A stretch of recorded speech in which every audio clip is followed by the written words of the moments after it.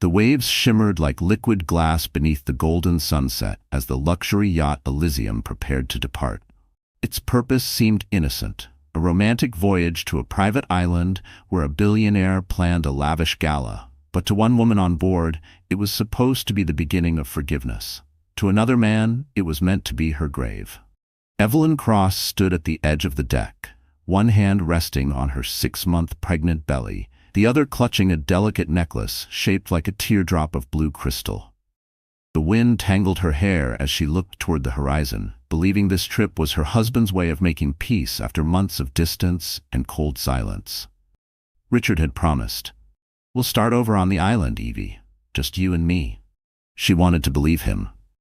Even after catching glimpses of messages between him and a woman named Lila, the woman who now hosted the gala on the island, Evelyn convinced herself it was work, not betrayal. Love makes fools of the hopeful, and tonight she was the biggest fool of all. The yacht's captain appeared from below deck, tall, broad-shouldered, with weathered hands and eyes that carried too many storms. His name was Marco Bellini, or at least that's what he had told her. Richard said Marco was the best man to trust on the sea. Evelyn smiled politely and offered him tea she had brought, but he only nodded. There was something unsettling in the way he studied her, as if she reminded him of a dream he couldn't place. As the engines rumbled to life, Marco received a single encrypted message on his satellite phone. "Make it look like an accident, before dawn." He slipped the phone into his pocket and looked up. Evelyn was adjusting her necklace, the gem glinting like a drop of the ocean itself. For a second, his breath caught. That necklace? He had seen it before. Not on her, but around the neck of a woman in an old photograph. His mother, holding a little girl he'd lost in a fire decades ago. Marco's pulse hammered. No, it couldn't be. The world was too cruel for such coincidence, but as Evelyn turned and smiled softly, thanking him for steering her safely, something inside him cracked open. He wasn't looking at a target anymore. He was looking at blood, family, life he'd thought the sea had taken long ago. The horizon darkened. The island lights flickered in the distance like waiting devils. Beneath the deck, a timer was already ticking, set to ignite the fuel lines within hours. And only Marco knew what was supposed to happen when they reached open water. "Before dawn," he whispered, staring at Evelyn's necklace glinting under the moonlight. Or before the truth. The letter had arrived in a white silk envelope sealed with gold wax, a personal invitation from Richard himself. "For my beautiful wife, Evelyn," it read in his familiar looping handwriting. "A private gala on our island, just you and me. Let's start over, for the baby's sake." Those words had undone her. For months, Evelyn had lived in a silence that hurt more than shouting ever could. Richard's eyes no longer softened when he looked at her. The gentle hand on her shoulder had turned into a cold pat, a routine gesture of obligation. But that letter, those few lines, brought a spark of hope. Maybe he missed her. Maybe the distance was only fear of fatherhood, not betrayal. Now, sitting in the cabin of the yacht Elysium, she replayed those thoughts like a prayer. The sea outside was smooth, unnervingly calm. She glanced at the clock, 7:45 p.m., and wondered if Richard was already waiting on the island, setting the table, choosing the music she loved. In her imagination, he was smiling again, the way he used to before money had hardened him.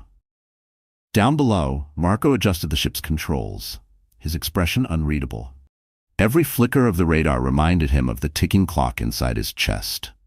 He had seen too much blood in his life, too many contracts, too many faces erased from the world. But tonight was different.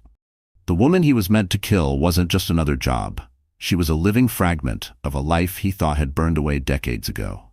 He remembered the night of the fire. The screams, the smell of smoke, the small hand that slipped from his.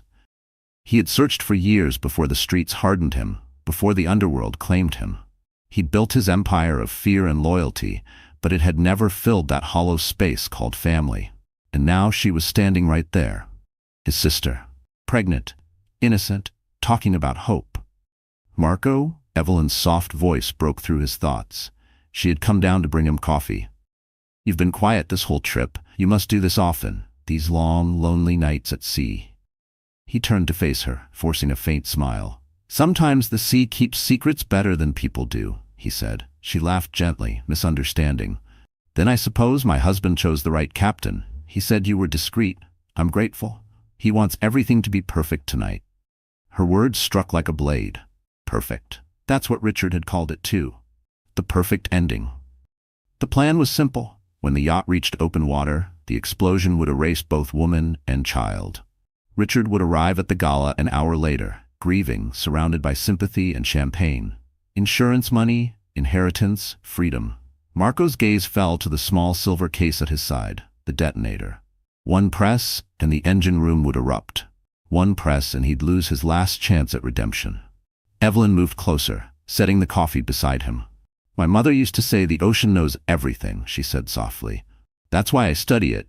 It remembers. The words sank into him like stones. Maybe the ocean did remember. Maybe it had brought her back for him to choose differently this time. Above deck, lightning flashed far away on the horizon, a storm forming out of sight. The island's distant lights flickered like a false promise. Marco stared at the timer. 40 minutes left. He closed his eyes. Not this time, he whispered.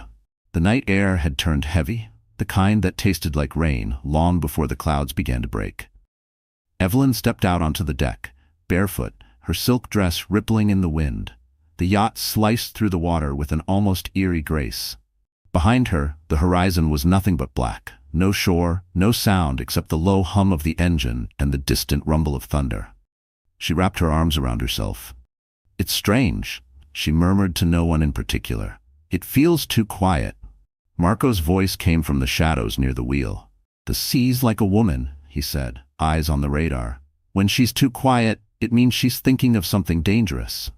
Evelyn smiled faintly, unaware that he wasn't talking about the ocean at all. You sound like a poet, Captain. Maybe once, he said, his tone rough. Before I learned poetry doesn't keep you alive. She laughed, the sound small and genuine.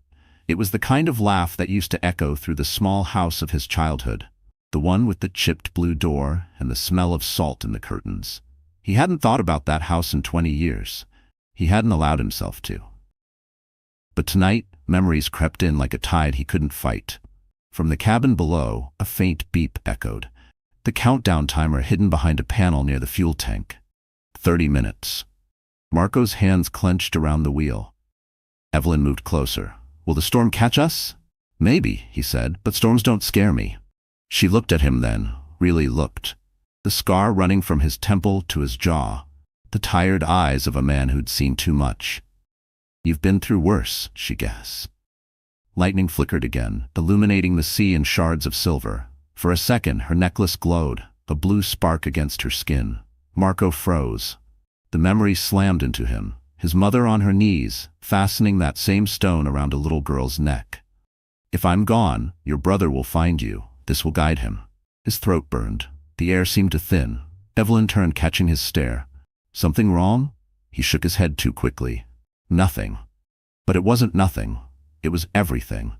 The ghost of his mother, the echo of a promise he'd failed to keep, the life he'd traded for blood money. Down below, the engine hissed. A faint smell of fuel drifted upward. Evelyn wrinkled her nose. Is that safe? Marco forced calm into his voice. Just routine maintenance. She nodded, trusting him completely. The very man meant to kill her. Another beep. 15 minutes. Marco walked to the control panel, pretending to check the gauges, his mind spiraling. If he disarmed the system, Richard would know. The detonator was linked to a satellite tracker.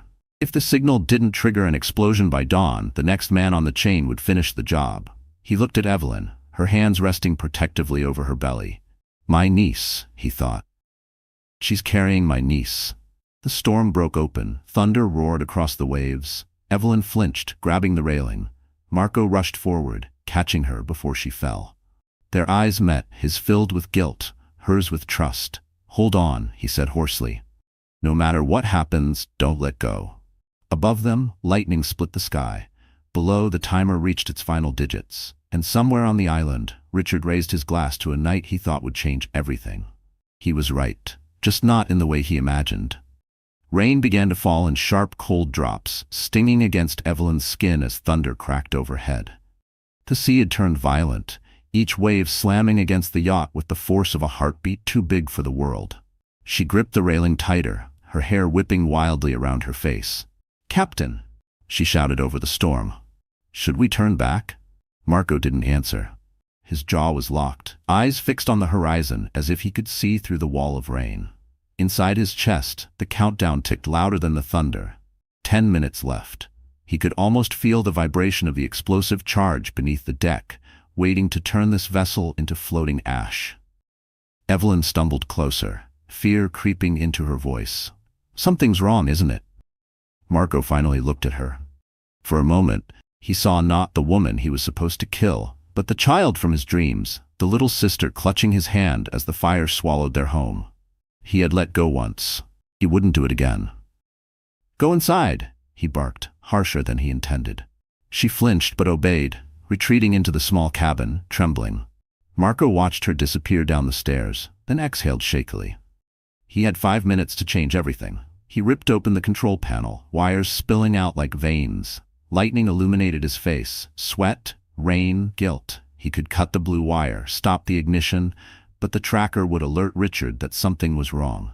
They'd come after her, after him, and finish the job another way. Think, Marco, think. The storm howled louder. Inside the cabin, Evelyn sank to the floor, clutching her belly, whispering to her unborn child. It's okay, sweetheart. Daddy just wants us safe again. We'll be there soon. Marco's stomach twisted. Safe. The word tasted like poison.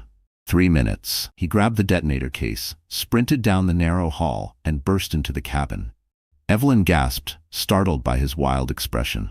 What's happening? She cried. He dropped to his knees, breath ragged. You have to trust me. Whatever you hear next, whatever happens, you stay down, do you understand? Her eyes widened. Marco, you're scaring me. He took her shoulders gently. Please, Evelyn, just trust me. Lightning flashed again, bathing them both in ghostly blue. She saw the torment in his eyes, and for reasons she couldn't explain, nodded. He reached behind the wall panel, grabbed the emergency flotation capsule, and yanked the release lever. A hidden hatch beneath the cabin floor clicked open, revealing a compact survival pod. Evelyn stared in confusion. Get in, he ordered. Why? Because I can't let you die. The words hit her like a physical blow. 2 minutes. Marco helped her inside, strapping her in as tears mixed with seawater on his face. You'll drift toward the current. There's an island 10 miles east. You'll make it before sunrise. She shook her head, panicked. I don't understand. What's happening? He cupped her face. Your husband paid me to kill you. Evelyn froze, eyes wide with horror. But I can't, he said, voice breaking, because you're my sister. Before she could speak, he slammed the hatch closed.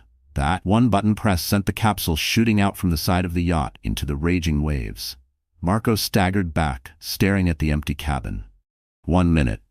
He turned, ran to the upper deck, and shouted into the storm. Come for me, Richard. I'll finish what you started. The explosion came like the wrath of heaven. Fire ripped through the yacht, lighting up the sea. For miles away, the flames looked like sunrise. But Evelyn was already gone, alive, carried by the waves toward a new truth waiting on the shore. The ocean was merciless that night. Waves towered like black mountains, crashing down on the tiny escape pod that carried Evelyn Cross and the child inside her. Every surge felt like the sky itself, trying to erase her from existence. But the pod was sealed tight, the glass window fogged by her shallow breaths and tears. She didn't know how long she'd been unconscious. When she finally opened her eyes, dawn was breaking over the endless sea, soft gold bleeding into blue. Smoke curled in the distance where the Elysium had been. She pressed her trembling hand to the window and whispered, Richard, but the word turned to ash in her throat. He had done this. Her husband, the father of her baby. The memory of Marco's voice echoed in her mind. Your husband paid me to kill you because you're my sister. It didn't make sense. None of it did. But one thing was certain. Richard's love had been a mask, and behind it was the man who had tried to end her life. Evelyn sobbed, clutching the blue crystal at her neck. Mama, she whispered, why didn't I see the truth sooner? Hours passed. The sun rose higher and the waves gentled. Exhaustion pulled at her, but a faint outline appeared on the horizon. An island. The same island where Richard waited, believing she was dead. By noon, the current carried the pod toward the shore. The capsule struck sand with a jolt. Evelyn forced the hatch open, dragging herself out onto the beach. She collapsed, coughing salt water, her body shaking violently. For a long moment she simply lay there, staring at the endless blue. Then she heard it. Footsteps. She turned her head, squinting against the sunlight. A figure approached, tall, limping slightly, his clothes torn and blackened by soot. It was Marco. Her breath caught. "You're alive?" He nodded, grimacing. "Barely." She struggled to sit up, anger and confusion warring in her eyes. "You said you worked for him." "I did," Marco said, sinking to his knees beside her. "Until I saw that necklace. Until I knew who you were." He pulled a charred piece of metal from his pocket, the half-melted casing of the detonator. "I stayed on the yacht to make sure no one followed your pod. When the fire started, I cut the signal. He thinks you're gone." Evelyn stared at him, words failing. "You saved me? After trying to kill me?" He looked away. "I never wanted this life, Evie. The money, the guns, the fear, they filled the space where family used to be. You were the last piece of that family I thought I'd lost." The sound of waves filled the silence between them. Finally, Evelyn said, "We can't stay here. He'll find out." Marco nodded. "I know, but not yet. First, you need rest." He helped her stand, his arm firm around her trembling shoulders. Together they walked toward the tree line, where the forest opened like a green mouth swallowing them whole. Behind them, the smoke from the wreckage drifted upward, curling into the shape of a serpent in the morning sky. On the island, miles away, Richard Cross clinked a glass of champagne against his lovers and smiled for the cameras. "To new beginnings," he said smoothly.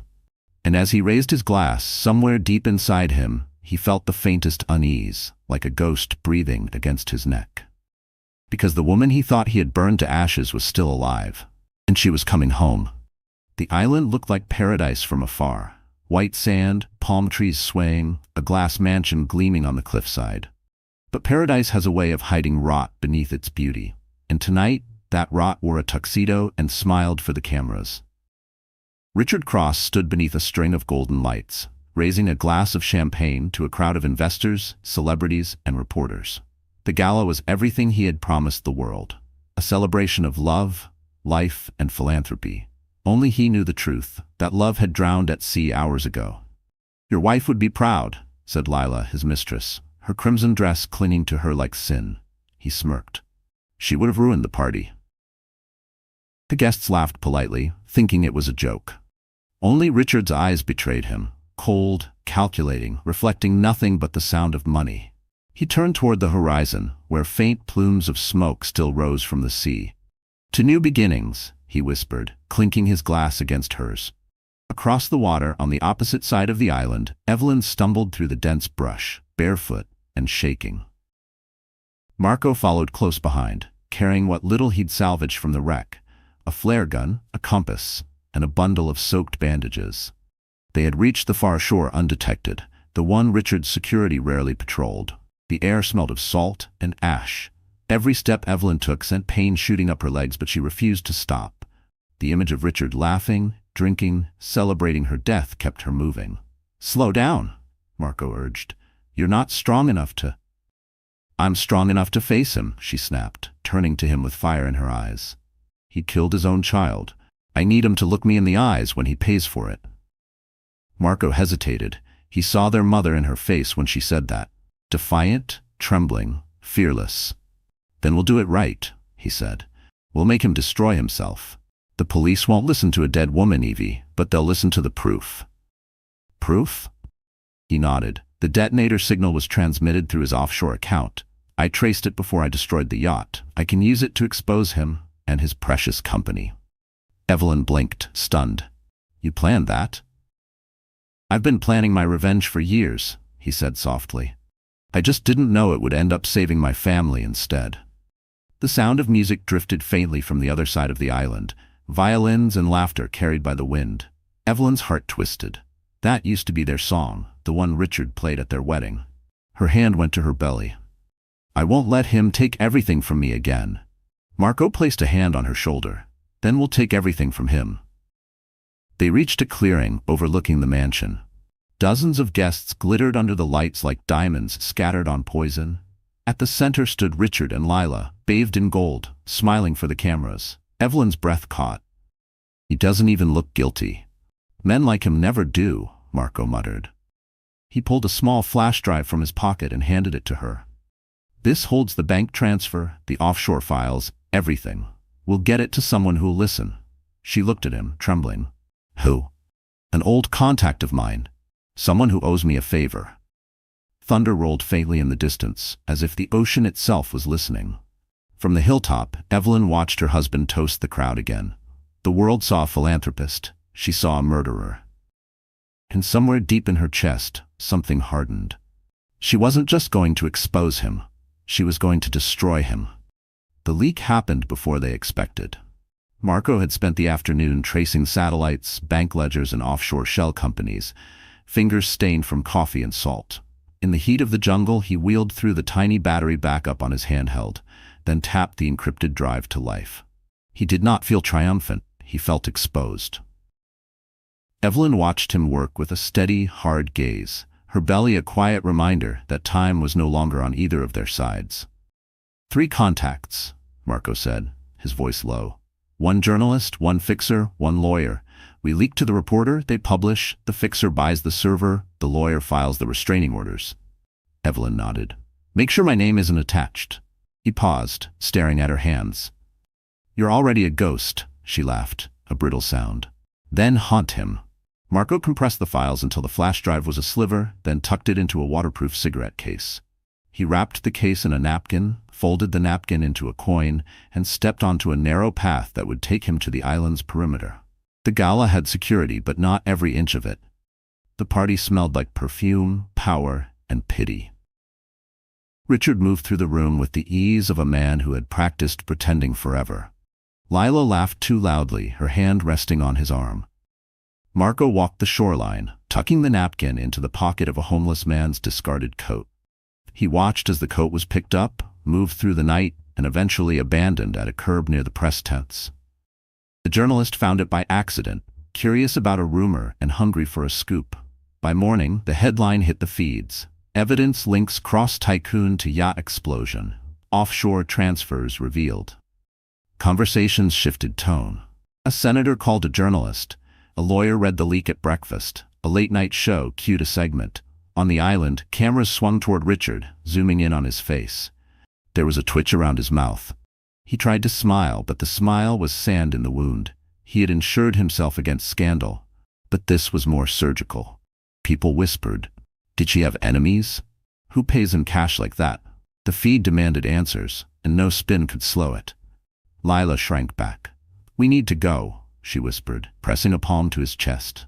He drank faster, trying to manufacture courage. On the far shore, Evelyn read the headlines through Marco's phone, the words exploding like gunfire. She felt each syllable as if it were a blow. Marco set the plan in motion. "Now," he said. Evelyn inhaled, and then they moved, 2 shadows slipping toward a world that had just realized it had been lied to. They had the flash drive, a story, and the sea. But truth demanded theater. Marco arranged for the fixer to intercept a major news satellite with a pre-prepared dossier. The lawyer prepared a whistleblower complaint to the federal agency, citing murder, fraud, and money laundering. The files were clean and damning, with account numbers, timestamps, and voice clips. One clip had Richard's voice, bargaining, cold and precise. It said plainly, "Make it look like an accident. Handle the money, no witnesses." The journalist played the clip on air. A nation heard it breathe. Social feeds burned, and the mansion's glitter dulled. Evelyn sat in the dirt, feeling both fragile and relentless. Marco placed a hand on her shoulder. "It's beginning," he said. The ocean roared as if. By the time the news broke globally, Richard Cross's name was everywhere. TV anchors, headlines, whispered gossip between investors. The footage of the explosion replayed on every channel, the words "murder for money scheme" flashing beneath his photograph. He had built an empire on illusion. Now it was collapsing faster than he could pour another drink. "Turn it off," he snarled at the TV. Lila hesitated, remote, trembling in her hand. "They're saying they found financial traces," she whispered. "They're calling it premeditated." Richard grabbed the remote and hurled it across the room. It shattered against the marble. "It's a smear campaign. Evelyn's dead." "Dead," he shouted, voice cracking with something that almost sounded like fear. But fear has a smell, and Lila could sense it now, the kind that makes powerful men unpredictable. She took a careful step back. "Richard," she said softly, If they trace the money, they'll find me too. He looked at her then, eyes cold as stone. Then you'd better disappear before they do. Outside, thunder grumbled over the horizon. The wind shifted, bringing with it the faint scent of salt and smoke. On the far side of the island, a small fishing boat creaked toward the shore. Marco's hands worked the oars, his muscles straining. In the dim light, Evelyn sat in silence, her eyes locked on the mansion that glowed like a golden lie against the black sky. "He's scared," Marco said. "That's when men like him make mistakes." Evelyn's hand moved to the crystal at her neck. "He already made one," she said quietly. "He thought I wouldn't survive." They reached the dock. Marco threw a tarp over the boat, then handed her a long coat. "You can't go to him yet. Let the world see the truth first." "I'm not hiding anymore," she said, stepping onto the dock. "He made me a ghost, Marco. Now I'll haunt him." She walked barefoot along the path toward the mansion. Rain began to fall again, thin, silver lines slicing through the night. Her hair clung to her face, her dress heavy with seawater, but her spine stayed straight.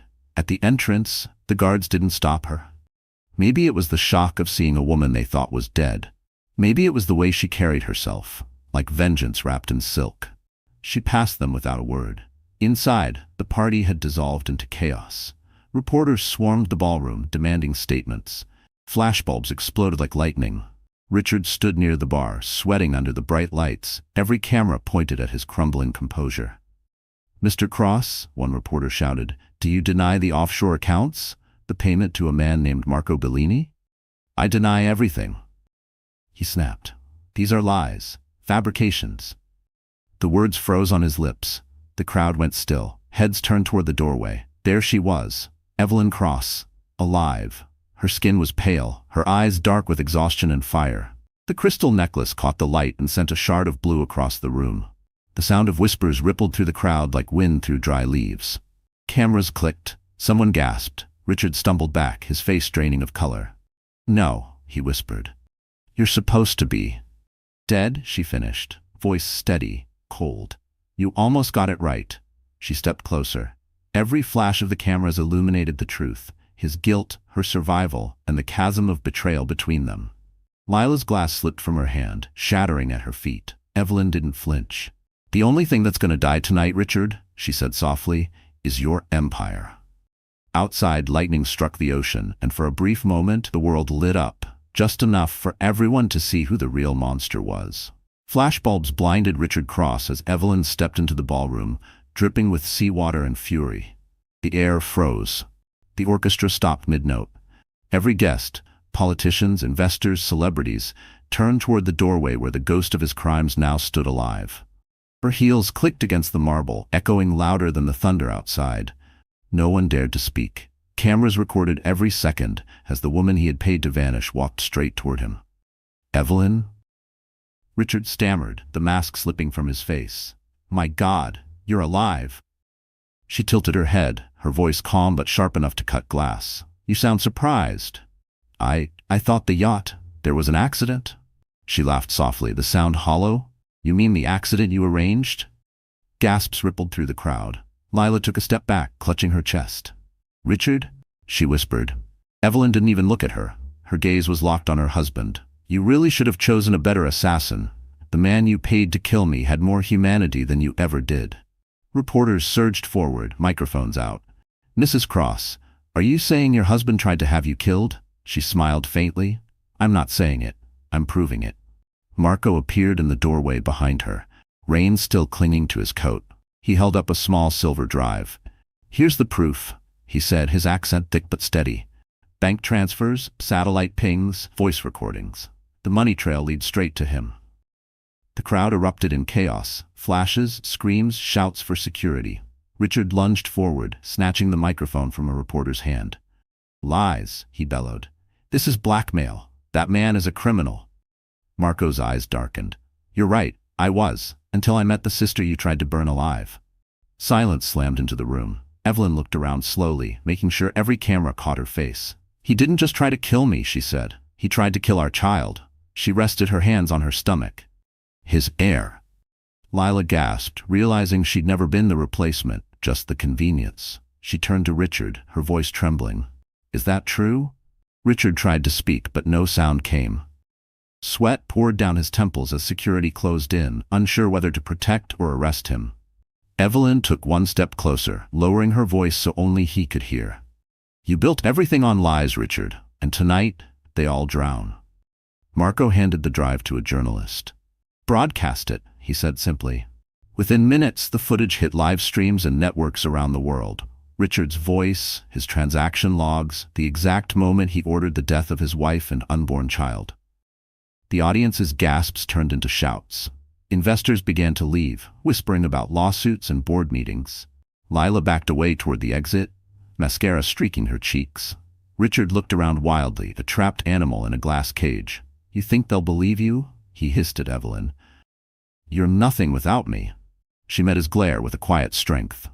"I was nothing because of you." The room fell into stunned silence as police officers entered through the side doors. The flash of handcuffs glinted under the chandeliers. As they pulled Richard away, he twisted in rage. "You'll regret this, Evelyn. You and your filthy brother." She didn't move. "Maybe," she said softly, "but at least we'll be alive to regret it." The officers let him out as reporters shouted questions, cameras following every step.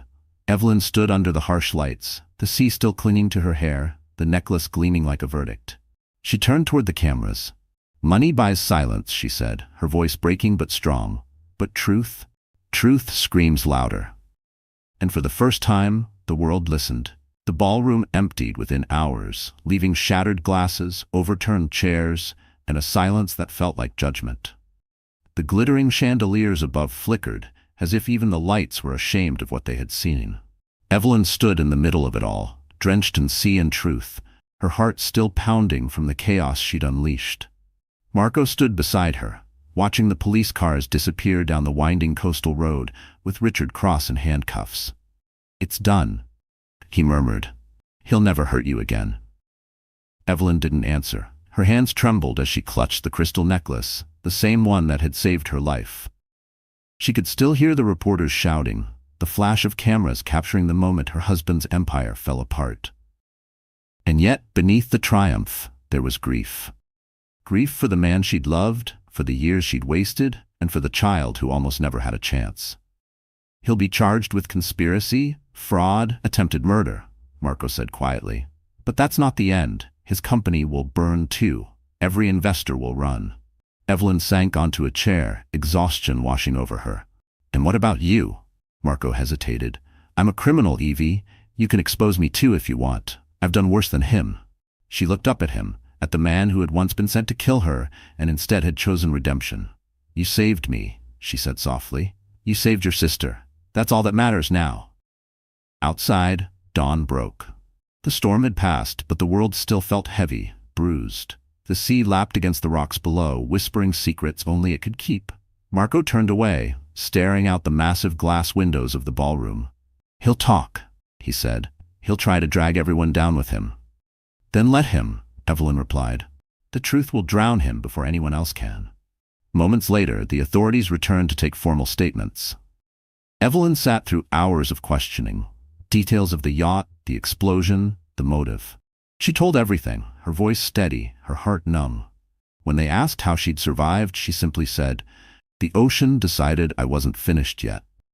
By evening, the story dominated every major network.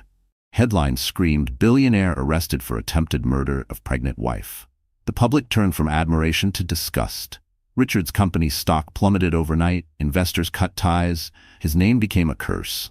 Meanwhile, Evelyn stayed hidden in a small beachside inn at the far end of the island. Marco stood guard outside her door, chain smoking as if the nicotine could keep his guilt at bay. "You should leave," she said through the cracked window, "before they connect you to the explosion." He shook his head. "I'm not running anymore. Maybe it's time I paid for everything I've done." Tears stung her eyes.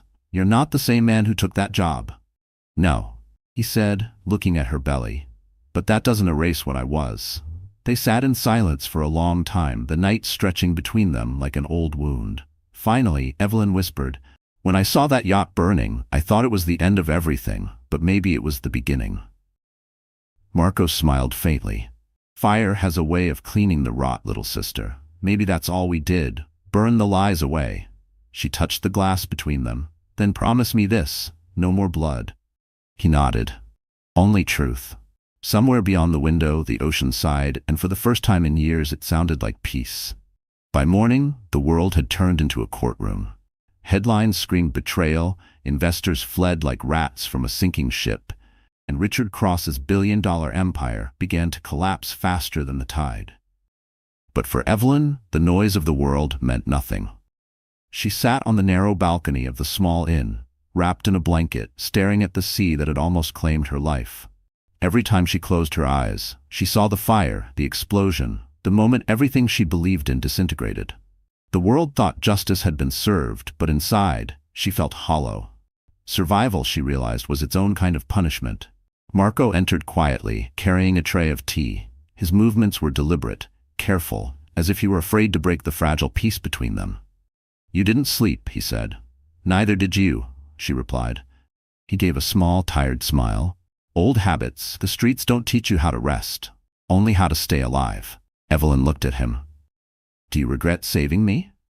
Marco blinked, startled. "What kind of question is that?" "You could have walked away with $500 million, she said. "No one would have known." He leaned against the railing, lighting a cigarette. "I would have known." He exhaled smoke into the soft morning air. "That money was blood. Our mother used to say, if you drink poison long enough, you forget the taste of water." I think I just remembered. Her throat tightened. For the first time since the explosion, she reached out and touched his hand. "You didn't just save me," she said. "You saved the part of me that still believes people can change." Marco looked down at their joined hands, then away. "You shouldn't believe that too easily. There's still a warrant with my name on it somewhere in this world." "Then we'll make it right," Evelyn said firmly. "You have evidence, you can testify." He shook his head. "Testify? You don't testify against people like Richard Cross. You testify and you disappear, and this time they won't miss." Evelyn's eyes hardened. "I won't hide, not again." He smiled faintly. "You sound like her."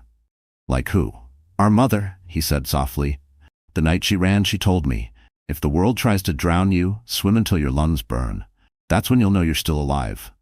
Evelyn felt tears sting her eyes. "She would have been proud of you." "No," he said quietly. "She would have been proud of you." The moment hung between them, raw, tender, and unbearably real. Then his phone buzzed. He looked at the screen and his expression changed. "What is it?" Evelyn asked. "They're moving him," Marco said. "Richard, he's being transferred to the mainland for arraignment tonight." Evelyn straightened. "Then it's time." "Time for what?" "To end this," she said. "For good." He frowned. "Evie?" She turned to face him, her eyes fierce. "He tried to erase me. He built everything on pain.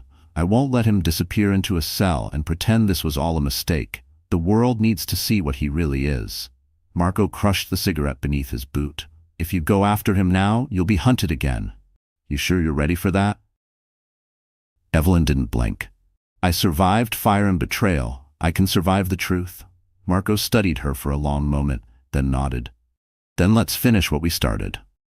The wind shifted, carrying the scent of salt and ash. The sea that once tried to take her now seemed to whisper encouragement. This time, Evelyn wasn't a victim. She was the storm. The sun had barely risen when Evelyn Cross stepped off the porch of the seaside inn, dressed in borrowed jeans and a plain white shirt. Gone was the woman who once wore diamonds and silk. What remained was harder, quieter, tempered steel beneath fragile skin. Marco waited by the truck, checking the magazine of a small handgun before tucking it away. "You sure you want to do this?" he asked. "There's no coming back after today." Evelyn climbed into the passenger seat without hesitation. "He destroyed everything I ever believed in. I just want him to face what he's done." Marco started the engine. The gravel crunched under the tires as they left the coast behind, winding up through the jungle roads that led toward the small port where federal agents were scheduled to transport Richard Cross back to the mainland. "He'll be surrounded by guards," Marco said. "Media too. You'll get your moment, but it'll be chaos." "Good," Evelyn replied. "Let him see me in front of everyone. Let him know he didn't bury me." They drove in silence for miles. The radio crackled with updates. Billionaire Richard Cross to be transferred to mainland prison under federal watch.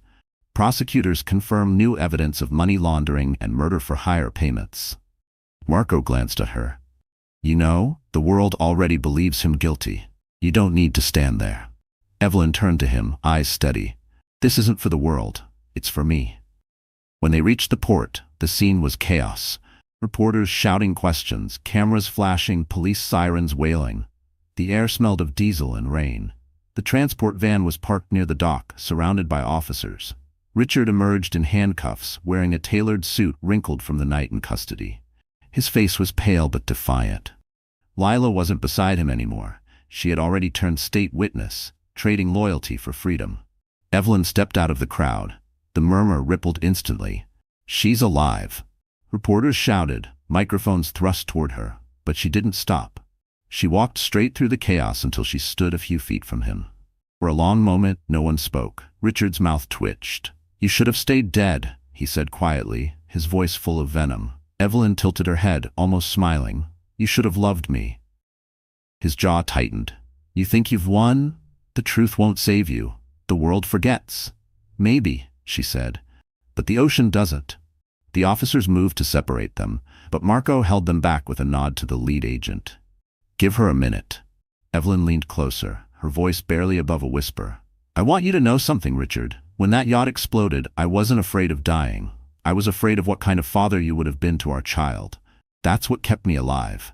His face flickered. Anger, fear, something unspoken. You think you're better than me? No, she said softly. Just braver. The agents pulled him away. Cameras followed as he was loaded into the armored van. But before the door closed, Evelyn said one last thing. Every lie burns eventually. You just forgot fire spreads. The door slammed shut. The van rolled forward, flashing lights cutting through the mist. Evelyn exhaled, her body trembling. Marco put a hand on her shoulder.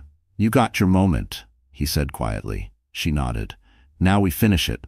He frowned. Finish what? His empire, she said.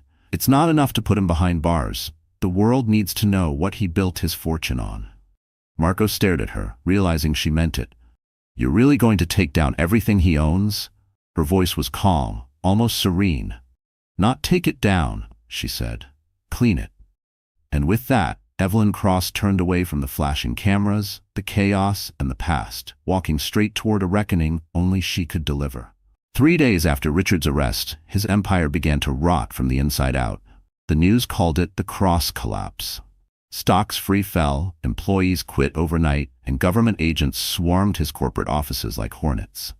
But while the world devoured the scandal, Evelyn Cross stayed hidden, building something far more dangerous, truth with precision. She and Marco had turned an abandoned radio station on the mainland into their base. Its cracked windows and humming generators became the heartbeat of a quiet revolution. Piles of documents covered the table. Bank ledgers, shell companies, contracts written in invisible ink. Marco tossed a folder in front of her. Here's the rest. Offshore accounts in the Cayman Islands, Singapore, Zurich, everything Richard used to wash dirty money. Evelyn skimmed through it, her pen flying across a legal pad. He used charity foundations, she said bitterly. Children's hospitals, relief funds, conservation projects. He turned hope into a laundromat. Marco watched her, a strange mix of admiration and worry in his eyes. You're scaring me, Evie. You sound like me 10 years ago. She didn't look up. Then maybe I finally understand you. He laughed under his breath. Don't say that. I've done too much to keep you from becoming me. She paused, meeting his eyes. You saved me once? Let me return the favor. The sound of rain drummed against the roof. Marco paced the room. You want to dismantle a billion-dollar network while you're 6 months pregnant. You realize how insane that sounds? Evelyn smiled faintly. Insanity built this empire. Truth will burn it down. She plugged a drive into the old transmitter, connecting it to an encrypted line. We leak one company at a time, she explained.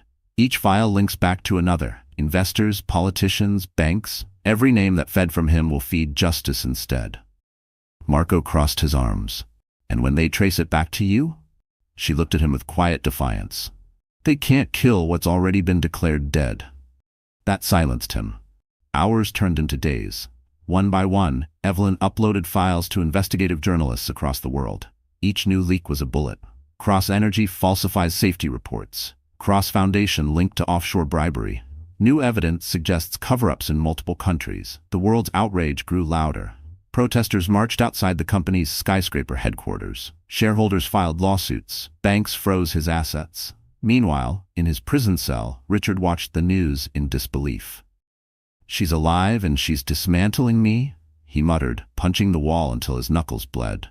Guards ignored him. The cameras didn't. The footage of his breakdown went viral. The fall of a billionaire. Back in the radio station, Evelyn watched the same footage on a cracked screen. Marco placed a hand on her shoulder. "It's over," he said. She shook her head slowly. "Not yet. There's still the board, the men who helped him. If they walk free, everything he did will repeat." Marco sighed. "Then what's the plan?" Evelyn turned the screen toward him. On it was a list of names, all powerful men who had profited from Richard's empire. "We bring them down. All of them." He stared at her, recognizing the fire in her eyes, the same fire that once drove him through the underworld. "You're your mother's daughter," he said quietly. Evelyn touched her stomach. "And his mother's son," she replied. Marco smiled sadly. "Then let's finish it. For her." As thunder rolled outside, Evelyn hit send on the next file. Across the world, another server went live, and with that single click, the empire that once owned oceans began to drown in its own greed. The world was on fire, and Evelyn Cross had lit the match. Every news outlet carried her leaks. Politicians distanced themselves from Richard Cross's empire. Investors pulled out in droves. The once untouchable dynasty had turned into a cautionary tale. But power never dies quietly, and neither do the men who depend on it. It started with a phone call at midnight. Marco picked up before the second ring. "Bellini," he said automatically. A familiar voice answered. "You've made powerful enemies, old friend." Marco stiffened. "Who is this?" "Someone who used to owe Richard Cross a favor. Someone who doesn't like seeing that debt burned alive." The line went dead. Evelyn looked up from her laptop, sensing his change in expression. "What is it?" He slid the phone into his pocket. "Nothing you need to worry about." "Marco," she pressed. "Don't lie to me." He sighed. "They're coming. His old partners, the ones who supplied him, hid his money, kept his empire alive. They don't care about Richard anymore. They care about what we took from them." Evelyn's blood ran cold. "The leaks," he nodded. "You cut off their power, and men like that only know how to take it back." Outside, the rain returned, slashing across the broken windows of the old radio station. The world might have been celebrating justice, but here in the shadows, vengeance was already stirring. "We move tonight," Marco said, stuffing the files into a duffel bag. "They'll trace the signal soon." Evelyn unplugged the transmitter. "Where do we go?" "Somewhere quiet," he replied. "Somewhere the noise of truth can't find us until we want it to." But the noise found them first. As they packed, headlights flashed through the rain outside. Marco froze. "Down," he hissed, pulling Evelyn behind an overturned desk. Bullets shattered the window a second later. Glass exploded. Papers flew. Evelyn screamed as the air filled with the crack of gunfire. Marco crawled across the floor, grabbed his pistol, and returned fire. One shot hit a car tire. The others vanished into the storm. The attackers retreated, leaving silence and the smell of gunpowder behind. Evelyn's breathing was ragged. "They were trying to kill us." Marco wiped blood from his arm. "They were sending a message." She stared at him. "Then we send one back." He laughed bitterly. "You're becoming more like me every day." "No," she said firmly. "I'm becoming who I have to be." By dawn, they were gone. The radio station burned behind them, a final trace erased. They drove through the coastal fog in a stolen jeep, heading toward the mainland city. Evelyn worked on her laptop the entire way, her fingers steady despite the tremors in her body. "What are you doing?" Marco asked. "Finishing the story," she said. "They want silence. I'll give them noise so loud it never dies." She uploaded the next round of files, not just corporate names, but personal accounts, offshore trustees, politicians, mob financiers. Everyone who ever touched Richard's fortune would now be exposed. When the upload completed, she closed the laptop. "There. Now they'll turn on each other before they find us." Marco looked at her with something between awe and fear. "You're dangerous." Evelyn smiled faintly. "No, I'm free." Behind them, the sky began to lighten. The first morning rays hit the smoke from the burning radio tower, turning it gold. In some ways it looked like sunrise. In others, it looked like warning. And somewhere, in a glass office across the ocean, a man who once called Richard partner poured himself a drink and muttered, "If the wife won't die, maybe the brother will." The first bullet missed Marco by less than an inch. It shattered the glass behind him as he ducked, dragging Evelyn to the ground. The cafe windows burst inward, screams erupting as bystanders scattered. The quiet street they'd chosen for breakfast turned into a battlefield in seconds. "Stay down!" Marco shouted, pulling his gun from under the table. Evelyn's pulse thundered in her ears as she crawled behind the counter. She smelled coffee, gunpowder, and fear. The men outside moved fast, professional, trained, relentless. Marco returned fire, hitting one, then two. The others melted into the crowd like ghosts. Sirens wailed in the distance. When the shooting stopped, Evelyn dared to lift her head. Marco stood over her, blood trickling down his temple, breathing hard. "You okay?" he asked. "I'm fine," she said, though her hands shook. "You're bleeding." He wiped it with the back of his sleeve. "Not mine to worry about." The cafe owner peeked out from the kitchen, terrified. "Please, you have to go before the police come." They ran out the back alley, their footsteps echoing against the wet pavement. The rain had returned, washing blood and glass into the gutters. "They found us," Evelyn gasped. "I told you they would," Marco said. "Richard's partners don't care about the courts. They're cleaning house." Evelyn stopped in the middle of the street, rain soaking through her clothes. "Then we take the fight to them." Marco stared at her. "You think this is a movie? They don't stop. They don't forgive. They'll keep coming until we're buried next to him." She turned to face him, eyes blazing. "Then let's make sure they don't have a place to run." Her words hit him like a slap. Defiant, fearless, impossible. She reminded him of himself once, before he became the man who killed for a living, and for the first time he felt something close to pride. They drove for hours, crossing through narrow roads that led to the outskirts of the city. Marco knew the underworld better than anyone. He had old contacts, fixers, smugglers, men who owed him debts that couldn't be erased.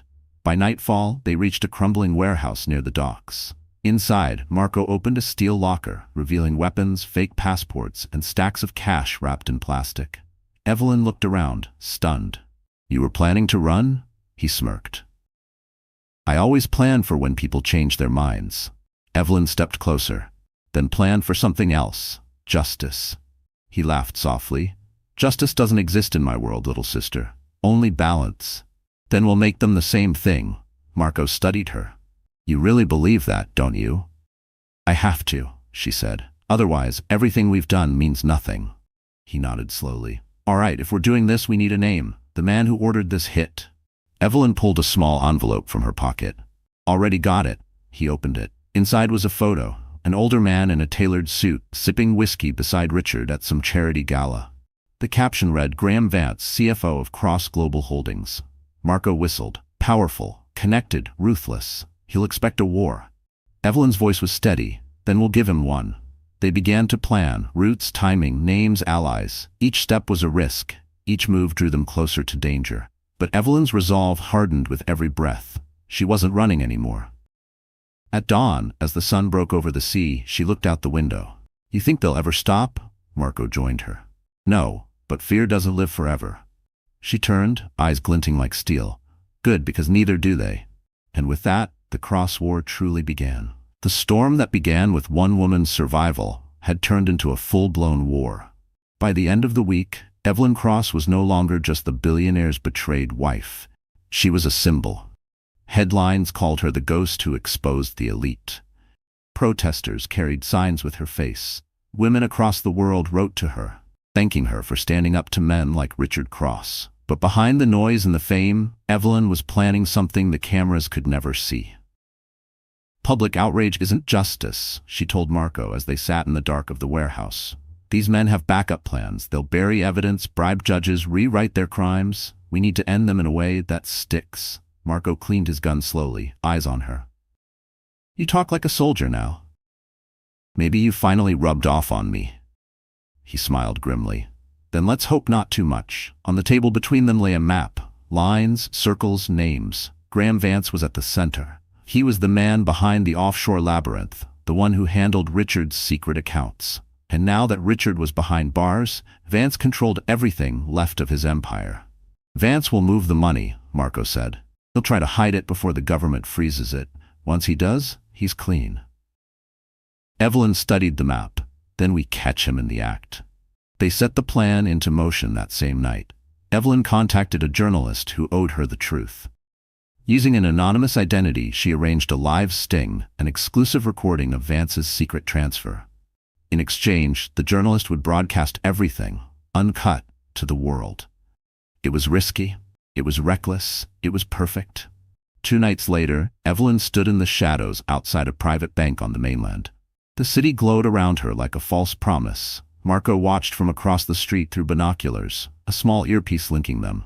"He's here," Marco said. 3 cars, 2 guards. Evelyn's heartbeat steadied. "Then let's end it." Vance emerged from the limousine, a polished man in his 60s with a serpent smile. He handed a briefcase to the banker, who led him inside. Evelyn waited until the door shut behind them, then stepped forward, her disguise simple, a dark wig, glasses, and determination sharper than fear.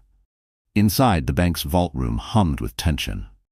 Screens displayed millions of dollars moving through coded accounts. Evelyn pressed record on her hidden camera. "Transfer all holdings from Cross Global to Cayman subsidiary account," Vance instructed. The banker hesitated. "Sir, those funds are frozen by federal order." Vance smiled thinly. "Not anymore." Evelyn stepped out from the shadows. "You're right. They're gone somewhere else." Vance froze. "Who?"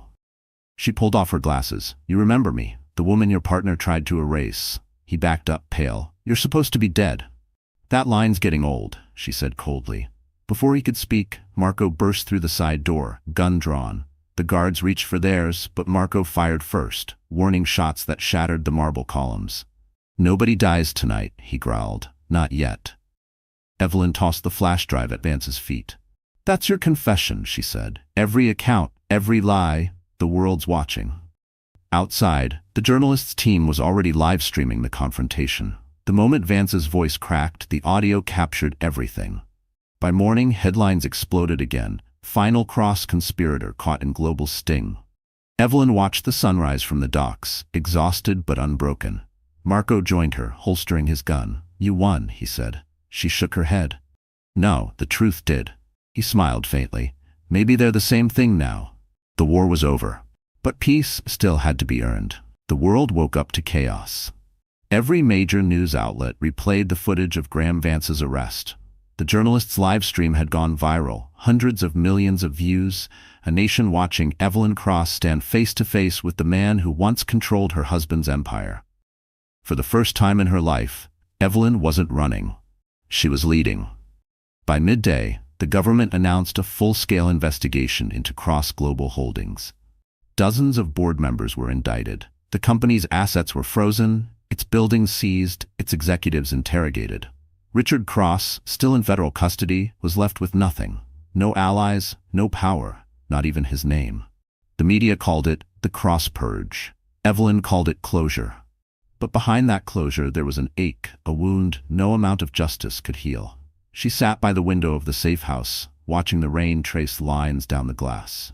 Marco entered quietly, carrying 2 cups of coffee. "You haven't slept in 2 days," he said. "Neither have you." He smiled faintly. "Yeah, but I look good doing it." She laughed softly for the first time in weeks. "You should rest, Marco. It's over." His eyes darkened. "It's never over. You don't burn down an empire without someone trying to rebuild it in blood." She turned toward him. "What are you not telling me?"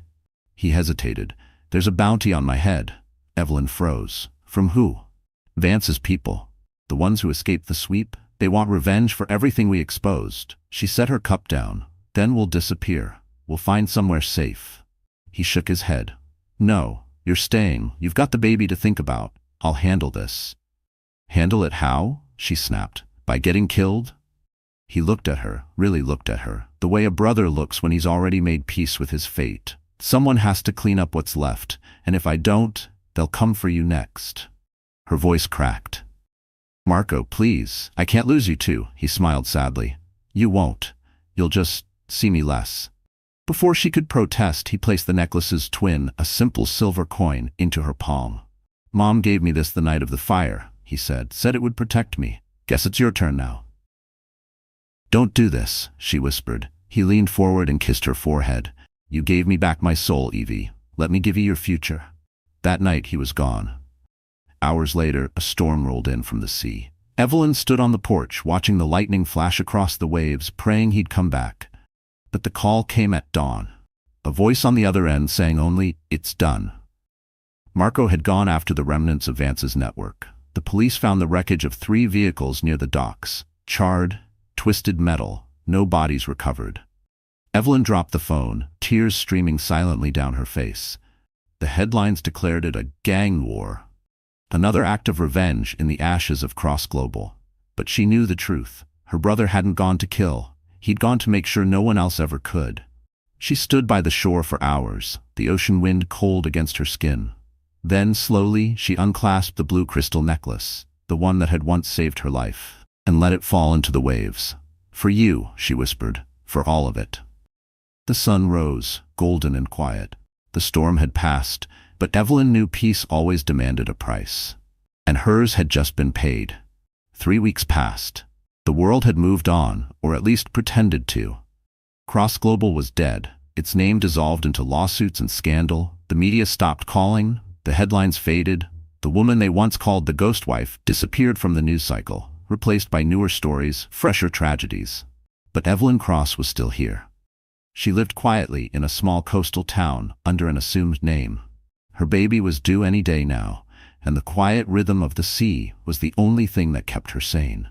Every morning, she walked along the shore with one hand on her belly, listening to the waves whisper like they remembered everything. She tried not to think of Marco. But silence is cruel. It fills itself with memories. The way he used to smirk, the cigarette dangling from his lip, the soft way he said her name when he thought she was asleep. She'd buried him in her heart because there was no body to bury in the ground. One morning she found something on the sand, a sealed envelope, damp, frayed at the edges, stamped with a symbol she recognized instantly, the coin her brother used to carry. Her hands trembled as she picked it up. The ink was smudged, but the handwriting was unmistakable, Marco's. Inside was a single folded page, written in his rough, impatient scrawl. "Evie, if you're reading this, I'm gone, or I've finally done something worth dying for. Don't cry. I've had more lives than I deserve. I told you once that justice doesn't exist in my world. You proved me wrong. There's a locker in Marseille, number 23. Inside is everything I couldn't destroy. Proof, money, contacts, protection. Use it to build something better, something ours. And if the sea ever whispers my name, tell her I'm sorry for all the blood.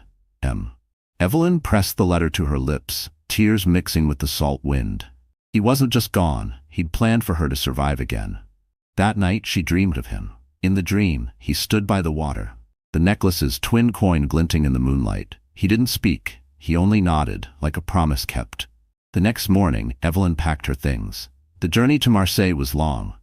Planes, trains, endless waiting rooms where people didn't know or care who she was.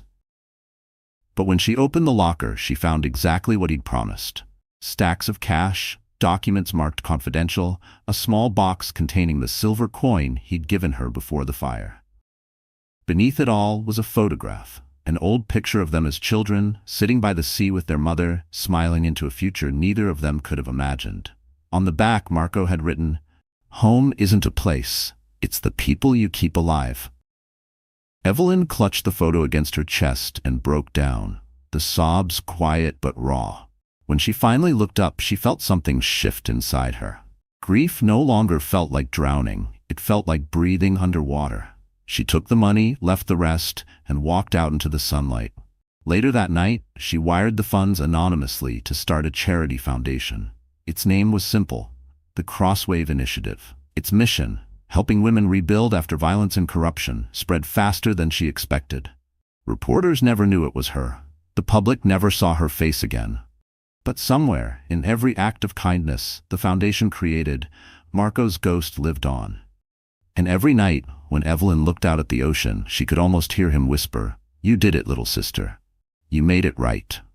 It was almost midnight when Evelyn heard the knock. The sound was soft, hesitant, the kind of knock that doesn't belong to strangers. She froze at the kitchen table, a half-finished cup of tea trembling in her hands. Outside, the storm howled against the windows, rain thrashing like a memory that refused to fade. For months, she'd lived in quiet exile. Her charity, the Crosswave Initiative, had become a quiet success, saving women whose names would never make the news. The money Marco left behind was spent rebuilding lives, not destroying them. Evelyn had found peace, or at least the illusion of it, but peace, she'd learned, never lasts forever. The knock came again. She set the cup down, her pulse quickening. Her mind raced through possibilities. A neighbor, a reporter who'd traced her identity, or worse, someone who hadn't forgotten the Cross Empire's collapse. She reached for the small pistol Marco had left her, hidden in a drawer beside the door. "Who's there?" she called out. Silence. Then a low voice, hoarse, familiar. "Evie, open up." Her breath caught. It couldn't be. She unlatched the door slowly, rain spilling in as she pulled it open, and there he was. Marco. Alive. He stood in the doorway, drenched, a scar cutting across his cheek, eyes haunted but alive. He leaned heavily against the frame, blood seeping through his shirt. "You really need better locks," he muttered, his old smirk flickering through the pain. Evelyn's heart stopped. "You're supposed to be—" "Yeah," he interrupted weakly. "Dead. Guess I missed the memo." She rushed forward, catching him as he nearly collapsed. "Oh my God, Marco. What happened?" He winced. "Vance's people, the few that made it out, they're gone now." She dragged him inside, closing the door against the storm. "Gone? I finished it," he said simply, "for good." She stared at him, torn between relief and fury. "You disappeared for months. I thought you were dead again." "I tried to be," he said with a faint grin. "Didn't take." She laughed through her tears, pressing a towel to his wound. "You idiot." "I learned from the best," he murmured. As the night wore on, Marco told her everything. The ambush, the chase, the explosion that faked his death for the second time. He had crawled from the wreckage, hunted, bleeding, but alive. And when he realized the war was finally over, he followed the only compass he had left, her. "You built something, Evie," he said, gesturing weakly toward the framed newspaper clipping on her wall. "The Crosswave Initiative saves thousands. You made the world believe again." She looked at him, tears in her eyes. "We did." He shook his head. "No.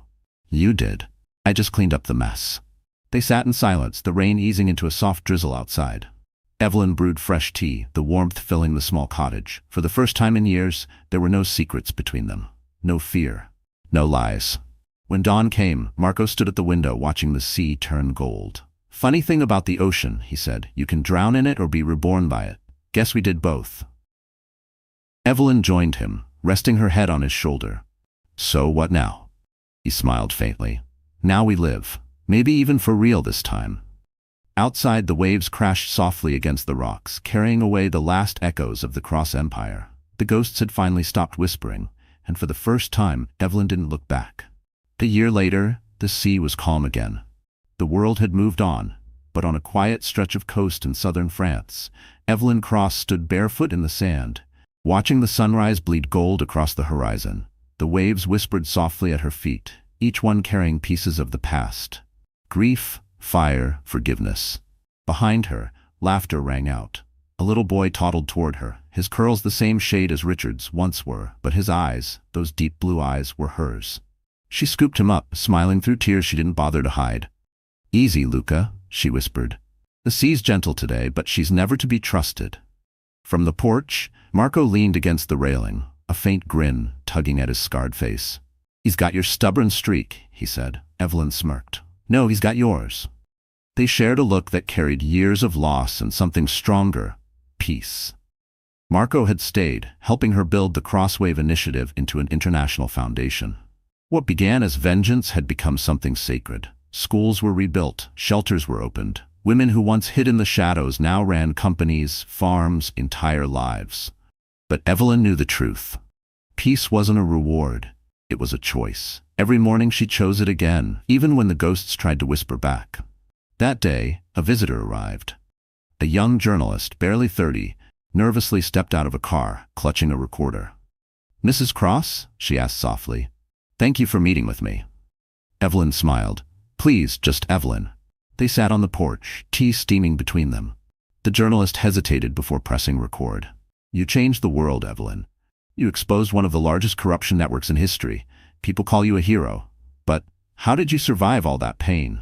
Evelyn looked out toward the sea, the sunlight catching the blue crystal at her neck, the same necklace that had once saved her life. By remembering that pain doesn't have to end you, it can begin you. The journalist leaned forward. Do you ever think about him? Your husband?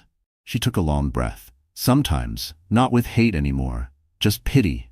He died chasing everything that never mattered. Power, money, control, they all vanish. Love doesn't. And Marco? Evelyn smiled gently. He's my brother, my compass. The world tried to make us enemies, but blood found its way back through fire. The journalist nodded, visibly moved. And your son, what will you tell him when he's older? Evelyn looked down at little Luca, now chasing a seagull along the shore, laughing as it lifted into the sky.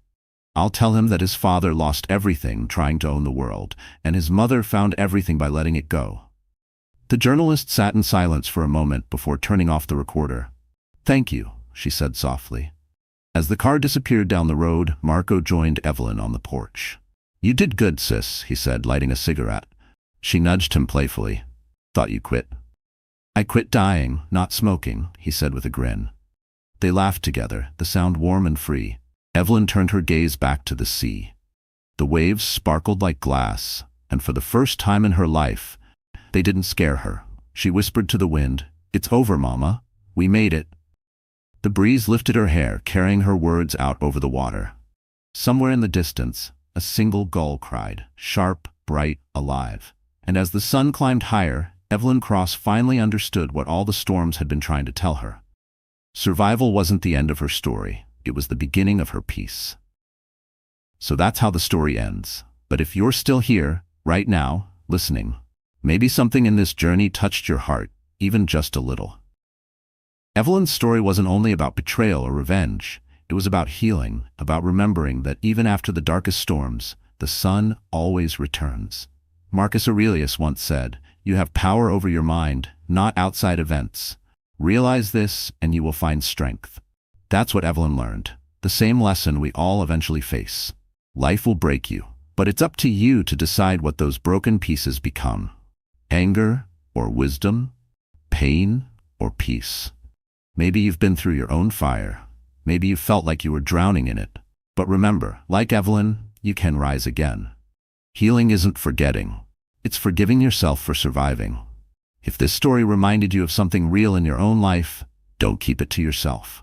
Hit that like button, share this story with someone who needs a bit of strength tonight, and subscribe so you don't miss what comes next. Because sometimes the stories we hear aren't just about others. They're about finding the courage to rewrite our own.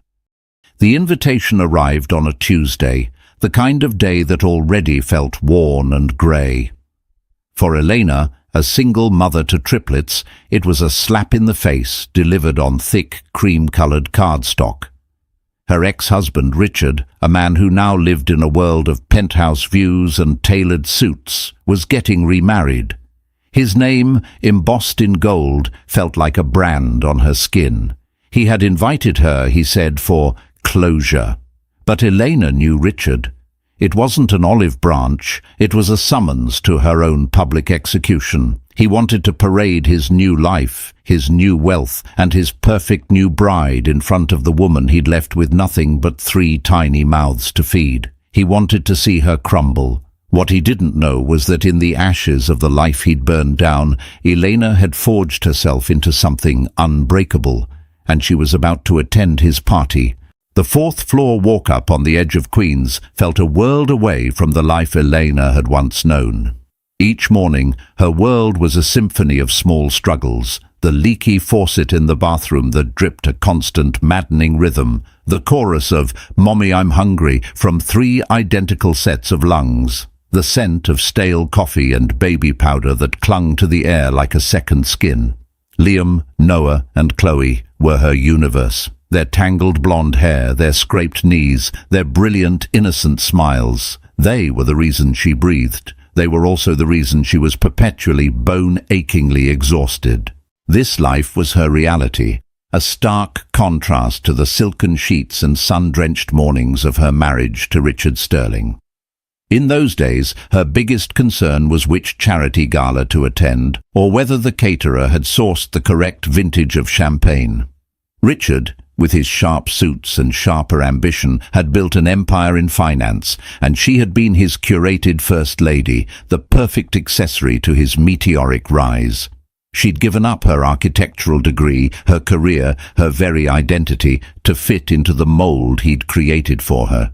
And when she'd finally given him the one thing he claimed to want, an heir, it had shattered everything. The news of triplets had been a shock, but for Elena, a thrilling one. For Richard, it was an inconvenience. 3? He'd scoffed, the word dripping with disdain. Elena, this isn't a suburban sitcom. It's messy. It's common. He'd wanted a single perfect child to mold in his image, not a chaotic trio that would disrupt his pristine, orderly existence. His detachment grew into a chasm, and by the time the children were born, he was a ghost in their lives. The divorce was swift and brutal. His lawyers painted her as an unstable, grasping woman, and she, too broken to fight, had walked away with a meagre settlement that evaporated within the first year of diapers, formula and rent. He kept the penthouse, the portfolio, the life they had built. She was left with 3 beautiful, screaming, wonderful babies and the crushing weight of starting over. The invitation felt like a cruel joke, a ghost from a past she was desperately trying to outrun. It was nestled between a final notice utility bill and a coupon booklet for diapers. The envelope was heavy, opulent, smelling faintly of a perfume Amelia, his fiancée, probably wore. Amelia Vance. Daughter of a rival titan in Richard's world, a woman whose photograph in the society pages always looked glossy and untouchable. Their marriage wasn't just a union, it was a merger, a consolidation of power. Elena's hands trembled as she sliced it open with a kitchen knife. Richard Sterling and Amelia Vance request the honor of your presence. The script was a swirl of gold ink. Below it, in Richard's precise, arrogant handwriting, was a personal note. Elena, I truly hope you can make it. It would mean a lot to me to have you there, to close this chapter properly and move on with no hard feelings. R. No hard feelings, she whispered, the words tasting like ash. Every word was a lie, a carefully sharpened dart. He didn't want closure. He wanted an audience for his triumph. He wanted to see her walk into that grand ballroom, her clothes second-hand, her face etched with the exhaustion of single motherhood, and he wanted everyone to see how much better off he was without her.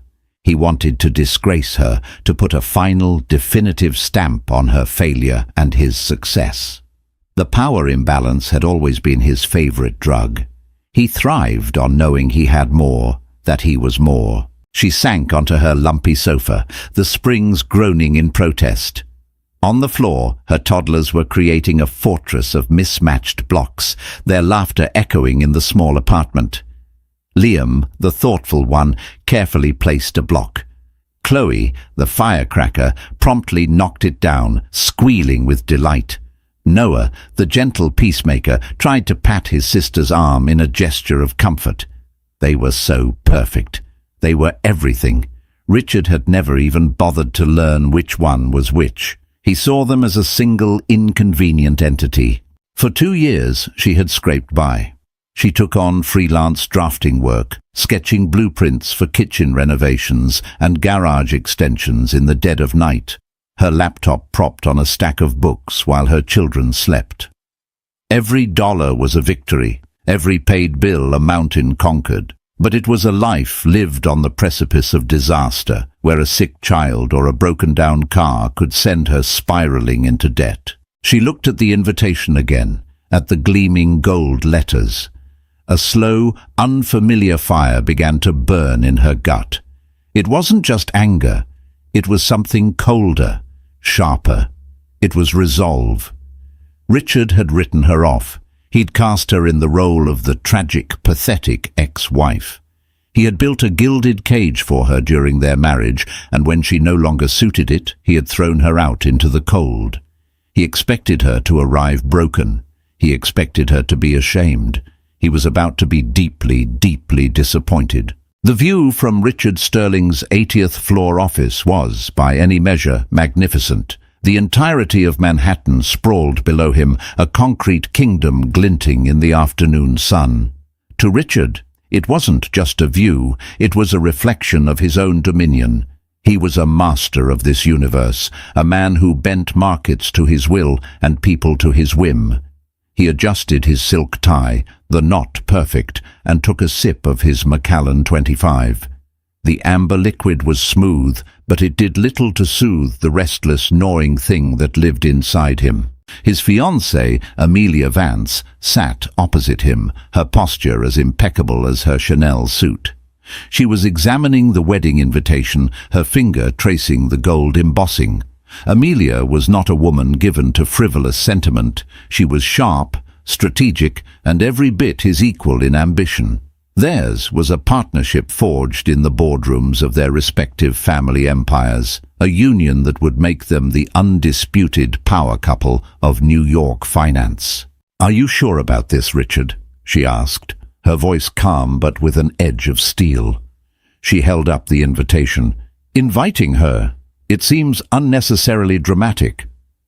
Richard swirled the whiskey in his glass. "It's called being the bigger man, Amelia. Closure. We were married for 7 years. It's the civilized thing to do." Amelia's perfectly sculpted eyebrow arched. She knew him too well for such facile explanations. "Civilized? Or a performance? You want her there so you can feel the victory more acutely, so you can see what you've gained against what she's lost." He hated how well she could read him. It was one of the things that attracted him to her and terrified him.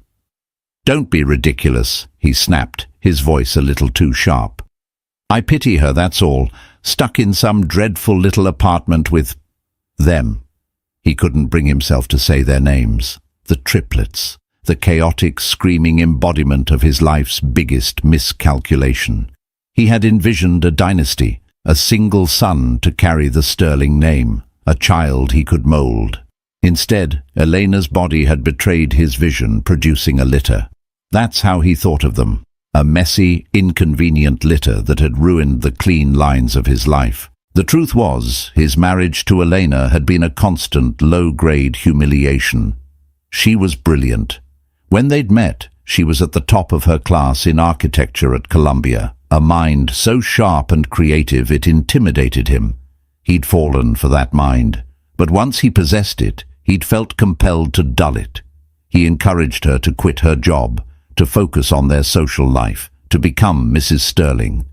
He needed her to be an extension of him, not a competitor. But even in her domestic role, her intelligence shone through in ways that pricked his ego. The way she could dismantle his arguments with quiet logic, the way his business partners were more captivated by her insights at dinner parties than his market predictions. He had needed to be the sun, and she was a competing star. Leaving her hadn't been enough. He needed to prove that her brilliance was nothing without his money, his name, his world. He needed to see her diminished. The stories he heard through the grapevine were delicious to him. Eleanor struggling with freelance work, Elena buying groceries with coupons, Elena looking tired and worn. Each story was a balm to his insecure soul. This wedding was to be the final act. He would stand at the altar, a king beside his queen, and Elena would be a peasant in the pews, a living testament to the fact that he was the one who had won. "She won't come, of course," he said with a confident wave of his hand. "She won't have the nerve. Or a dress that isn't from a thrift store. This is just a gesture." "I think you underestimate her," Amelia said, placing the invitation back on his polished desk. "And you overestimate your own subtlety. This isn't a gesture, Richard. It's a provocation. Be careful she doesn't respond in a way you're not prepared for." Amelia's motives were her own. Marrying Richard was a sound business decision. It would secure her position as CEO of her father's company and merge their assets into an unassailable fortress. She wasn't in love with Richard. She wasn't sure he was capable of inspiring love, but she respected his ruthlessness.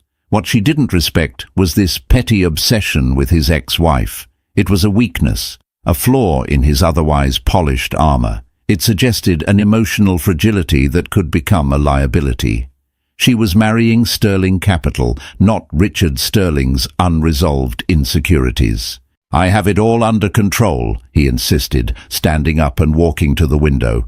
He looked down at the city, at the thousands of lives playing out below. They were all just ants, scurrying along paths he could alter with a single phone call. Elena was one of them, insignificant. "She's a part of my past. This is about our future, Amelia. A future of absolute power." Amelia watched him, her expression unreadable. "Just remember, Richard," she said softly, "the past has a way of showing up when you least expect it, and it rarely arrives in the way you picture." But Richard wasn't listening. He was picturing Elena's face when she received the invitation. He imagined her quiet, weeping, her impotent rage, the soul-crushing envy. He saw her in a cheap dress, her eyes full of regret as she watched him slip a 10-carat diamond onto Amelia's finger. The image was so vivid, so satisfying, it almost felt real. It was a high he hadn't felt in years, a confirmation of his superiority that he craved more than any stock market victory.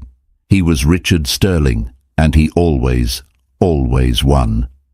The thought was so comforting, he failed to notice the predatory glint in his own fiancée's eyes as she watched him preen. She saw his weakness clearly, and like any good strategist, she was already filing it away for future use. The days following the invitation's arrival were a thick, suffocating fog of despair for Elena. Richard's calculated cruelty had worked, at least initially. She felt every ounce of the shame he'd intended. She looked at her worn-out jeans, the cracks in her apartment walls, the meager contents of her refrigerator, and saw them through his eyes, symbols of her failure. The temptation to curl into a ball and disappear was immense. She would throw the invitation away, pretend it never happened, and continue her life of quiet desperation. It was on a particularly bleak Friday, after a freelance client had rejected her latest drafts, demanding a complete rework without additional pay, that she hit her breaking point. With only $27 in her bank account and the rent due, she bundled the triplets into their rickety triple stroller and walked to the park, needing the open space to breathe. As the children played in the sandbox, she sat on a bench, her head in her hands, the weight of the world pressing down on her. She was so lost in her misery that she didn't notice the man who had stopped in front of her until he spoke. "Elena Petrova, is that you?" The voice was familiar, a warm tenor from a lifetime ago. She looked up, shielding her eyes from the sun, and saw a face she hadn't seen in nearly a decade. Marcus Thorne. He had been 2 years ahead of her in the architecture program at Columbia, a whirlwind of creative energy and kindness. He'd been one of the few who had told her she was making a mistake by dropping out to marry Richard. "Marcus," she breathed, her voice raspy. He looked different, older, more confident, dressed in a stylish but casual blazer and dark jeans. But his eyes were the same, kind and intelligent. "I thought it was you," he said, a wide, genuine smile spreading across his face. His smile faltered slightly as he took in her appearance, the dark circles under her eyes, the palpable aura of exhaustion. "It's been a long time. I heard you married Sterling." The way he said the name was clipped, devoid of admiration. Elena forced a weak smile. "I did, and then I unmarried him. These are mine," she said, gesturing with a heavy heart toward the sandbox. "Liam, Noah, and Chloe." Marcus's eyes lit up as he looked at the children. "Wow, triplets. You always were an overachiever, Petrova." He crouched down, greeting the kids with a warmth that made Elena's throat tighten. He didn't see them as a burden or a mess. He saw them as children. They talked for over an hour. Eleanor, to her own surprise, found herself pouring out the whole story, the stifling marriage, Richard's cruelty, the brutal divorce, her current struggles. She even told him about the wedding invitation. She expected pity, but Marcus's expression hardened into something else, indignant anger on her behalf. "That's not closure, Elena. That's a public execution," he said, echoing her own thoughts. "He was always an insecure bastard. I never understood what you saw in him. Your designs, your vision. You were the most talented person in our program. You were going to change the skyline." Hearing those words, hearing someone acknowledge the person she used to be, the person she had buried under layers of being Mrs. Sterling and then Mommy, was like a key turning in a rusted lock. A part of her she thought was dead flickered to life. "That person is long gone, Marcus," she said quietly. "I draft kitchen extensions now when I can get the work." "No," he said, his voice firm. He sat beside her on the bench, his energy focused and intense. "That person is dormant. Listen, Elena, this might sound crazy, but I think this is fate. My firm, Thorne and Associates, we just landed the bid for the new riverfront development project. It's a massive undertaking, a sustainable mixed-use community. The lead architect on my team just left for a competitor, and I'm in a bind." He turned to face her fully. "The initial design proposals are uninspired. They lack a soul. They lack the kind of human-centric, beautiful functionality that you were known for.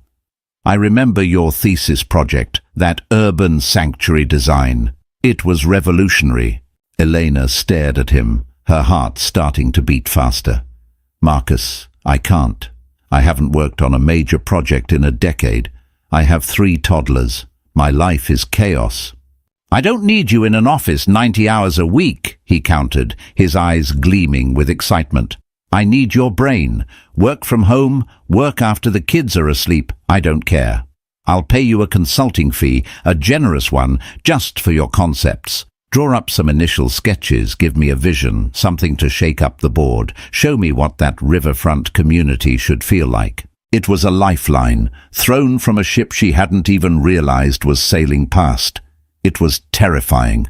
The thought of stepping back into that world, of competing, of having her ideas judged. It was overwhelming. But the alternative, sitting here, broken and broke, waiting for Richard's wedding day to arrive like a final nail in her coffin, was infinitely worse. "Why, Marcus?" she asked, her voice trembling. "Why would you do this for me?" He looked from her to the children, who were now trying to pile sand on his expensive shoes, and he just smiled. "Because I've always believed that talent like yours is a terrible thing to waste, and because, frankly, I can't stand the thought of a bully like Richard Sterling getting the last laugh." He stood up and handed her a business card. "No pressure, Eleanor, but the project proposal is on our website. Take a look. If you feel that spark, call me. The meeting with the city planners is in 4 weeks. 4 weeks. The wedding was in 5. As Marcus walked away, Elena looked at the business card in her hand. Marcus Thorne, CEO, Thorne and Associates. It felt heavier than a simple piece of cardstock. It felt like a choice, a weapon. Richard wanted to see her as a victim. Marcus had just reminded her she could be a victor. She looked at her children, her beautiful, resilient children, and the fire in her gut, the one that had been flickering since the invitation arrived, roared to life. She wasn't just going to survive. She was going to build a new world for them, one sketch at a time. And Richard's wedding? It was no longer a summons to her execution. It was a deadline. The 4 weeks that followed were a blur of frenetic energy, a resurrection fueled by caffeine and sheer, unadulterated willpower. Elena's tiny apartment transformed. The living room floor became a sprawling canvas of tracing paper, architectural sketches, and styrofoam models. The scent of baby powder was now mingled with the sharp, clean smell of graphite and ink. She worked with a ferocity she hadn't felt in years, rediscovering muscles in her mind that had long since atrophied. The first week was paralyzing. Staring at the blank page, her mind was a cacophony of self-doubt. Richard's voice was a constant, venomous whisper in her ear. "You're not good enough. You gave up. You're just a mother now." She would sketch a line, then erase it, her hand shaking. But then she would look at her children sleeping in their shared room. their chests rising and falling in peaceful rhythm, and she would find her resolve. This wasn't for her ego. This was for their future. She dove into the riverfront project, not just as a designer, but as a mother, as a citizen who understood what a community needed. She ignored the cold, sterile designs Marcus had shown her and started from scratch. She envisioned a space that breathed, green roofs that doubled as community gardens, a central plaza with interactive water features for children, pathways designed for strollers and wheelchairs, and housing units with flexible layouts for growing families. Her designs weren't just about steel and glass. They were about light, connection, and life. The architect she was meant to be was reawakening, and she was more brilliant than before because now she had lived a life outside the ivory tower. She called Marcus late one night, a week before the deadline, her voice a mix of terror and excitement. "I have something," she said. "It might be crazy." "Crazy is what I'm paying you for," he'd replied warmly. "Send it over." The next morning he called her back. He was silent for a long moment after she answered. "Elena," he said finally, his voice thick with awe, "this isn't just something. This is it. This is the soul. You didn't just design a development. You designed a neighborhood. I'm taking this to the board tomorrow." The board loved it. The city planners were ecstatic. Marcus called her with the news that her concept had been unanimously approved as the guiding vision for the entire multi-billion-dollar project. He offered her a full-time position as lead conceptual designer, with a salary that made her gasp and a flexible schedule that would allow her to continue working primarily from home. He also insisted on paying her an immediate, substantial bonus for the approved concept. "Genius," he said, "should be rewarded." The day the money hit her bank account, Elena stared at the number on her phone screen and wept. It wasn't just relief. It was validation. It was the sound of Richard's voice in her head finally going silent. With her new resources, her life began to change, quickly and quietly. She hired a wonderful, reliable nanny, a warm woman named Sophia, who the triplets instantly adored. She moved out of the fourth-floor walk-up and into a spacious, light-filled three-bedroom apartment in a doorman building. Not on the Upper East Side, but in a family-friendly neighborhood with excellent schools. For the first time, the children had their own rooms. Watching them explore their new home, their laughter echoing off the freshly painted walls, was a joy so profound it physically hurt. But her transformation wasn't just external. With Sophia's help, she had time to sleep, time to think, time to remember who she was. She started exercising again, not to fit into a certain dress size, but for the strength and clarity it gave her. She bought new clothes, elegant, understated pieces that reflected her own taste, not Richard's. She looked in the mirror and saw not a tired, defeated woman, but Elena Petrova, a mother, an architect, a survivor. She was forging a new armor, not of wealth and status, but of self-respect and accomplishment. 1 week before the wedding, she walked into a high-end car service and booked a black Cadillac Escalade for the following Saturday. "I need the largest, safest car seats you can provide for 3 3-year-olds, she told the stunned agent, her voice clear and steady. Then she did the one thing she had been putting off. She went shopping for a dress. She didn't go to the designer boutiques Richard had once dragged her to. Instead, she found a small, independent designer with a shop in Soho. There she found the perfect garment. It wasn't a flashy ball gown. It was a stunning, emerald green silk dress cut with the clean, elegant lines of a master architect. It was sophisticated, powerful, and utterly her. It was the color of new life, of money, of envy. As she stood in front of the mirror, the silk cool against her skin, she thought of the wedding invitation still sitting on her new marble countertop. Richard's intent had been to wound her. Instead, he had given her a deadline. He had inadvertently lit the fuse on her own revolution. He expected her to show up in rags, a ghost from his past. She planned to arrive as a vision of the future, a future he had no part in. a future she was building entirely on her own.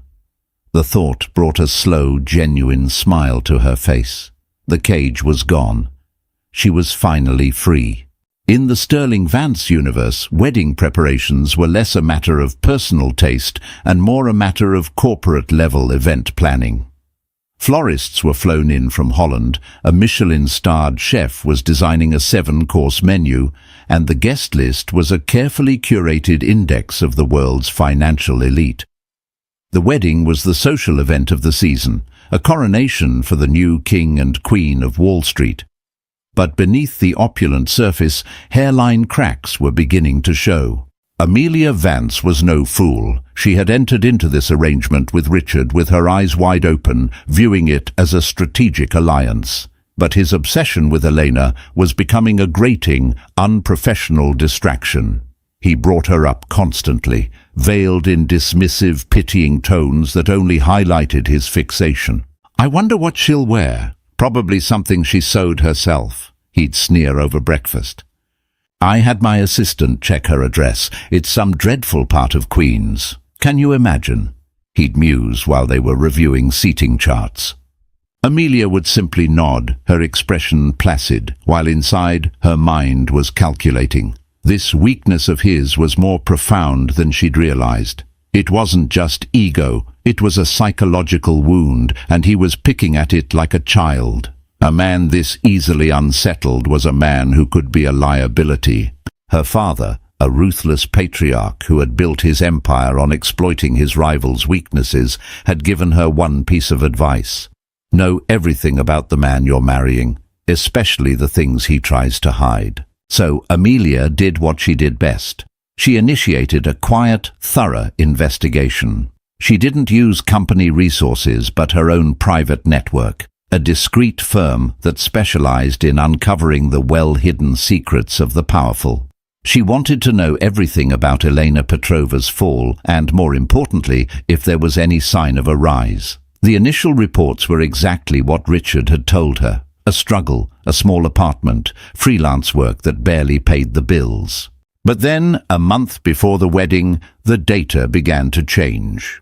First, there was a large one-time payment to Elena's account from a Thorne and Associates. Amelia knew the name. Marcus Thorne was a rising star in the architectural world, a visionary who was snapping up major city contracts. A quick search revealed Thorne and Associates had just won the riverfront development project. Then came the change of address. A move to a luxury apartment building. A credit report showed new accounts being opened, a nanny service being paid, high-end purchases. It wasn't the portrait of a woman in ruins. It was the portrait of a woman on a sudden, dramatic upswing. Amelia sat in her office staring at the file. She could, of course, show this to Richard, but what would that accomplish? It would send him into a rage, an obsessive spiral that would make him even more unstable in the days leading up to their merger, their wedding. His focus would shift entirely to Elena, to this new, unexpected threat to his narrative of dominance. No, that wouldn't do. Instead, Amelia saw an opportunity. Richard's weakness could be her strength. His obsession could be the very thing that gave her the upper hand in their marriage from the start. She would let him walk into this blind. She would let him stage his grand performance, completely unaware that the lead actress had rewritten the script. The fallout would be his to manage, and in the chaos, he would be more dependent on her, more malleable. "Any news on whether your ex-wife is gracing us with her presence?" she asked him coolly one evening as they finalized the seating arrangements. Richard scoffed, moving Elena's name card to a table in the back, next to a drafty service door and near the kitchens, a final petty insult. "Still no RSVP. She's probably trying to decide if she can afford a taxi. Don't worry, my love. She'll either be a no-show, which is a win, or she'll come and make a fool of herself, which is an even bigger win." "And the children?" Amelia asked, a carefully neutral question. "What about them?" Richard's face soured. "She wouldn't dare. It's a formal affair. Besides, she probably can't afford a babysitter for one, let alone 3. He laughed, a short, ugly sound. Amelia felt a flicker of something close to contempt. He was so blinded by his own arrogance, he couldn't see the storm gathering on the horizon. He saw Eleanor as he'd left her 2 years ago, frozen in time, a static image of defeat. He was preparing for a battle against a ghost, while a living, breathing queen was plotting her arrival. She made a decision. She picked up Elena's name card from the Siberia table. "You know, darling," she said, her voice like honey. "It looks cruel putting her back here. People will talk. They'll say you're being vindictive." She moved the card to a much more prominent table, one near the front, with a clear view of the head table. "Let's put her here. It shows confidence. It shows we're truly above it all." Richard's ego swelled at the suggestion. Of course, it was a power move. To place his ruined ex-wife front and center was the ultimate display of unbothered superiority. "Brilliant, Amelia. Absolutely brilliant. Let her have a good view of what she lost." Amelia smiled, a perfect, serene bride-to-be. "Exactly, my love." She had just handed Elena a front-row seat to the implosion of Richard Sterling. It was a wedding gift to herself. The whispers at this wedding were going to be far more interesting than anyone could possibly imagine. And the most damaging lies wouldn't be the ones told about Elena, but the ones Richard had been telling himself. The morning of the wedding dawned crisp and clear, a perfect autumn day. In a penthouse overlooking Central Park, Richard Sterling woke up feeling like a Roman emperor on the day of a triumph. He'd slept soundly, his dreams filled with vague, satisfying images of victory. Today, he would consolidate his empire by marrying Amelia, and he would finally, publicly, erase the stain of his first marriage. He looked at his reflection in the mirror as he knotted his Tom Ford tie, confident, powerful, invincible. He felt a thrill of anticipation, the same he felt just before a hostile takeover. This was the final merger, the one that would secure his legacy. The thought of Elena, if she even dared to show up, was a minor, amusing footnote to his grand day. Across town, in a sun-filled apartment that smelled of pancakes and fresh coffee, Elena Petrova's morning was a study in controlled chaos.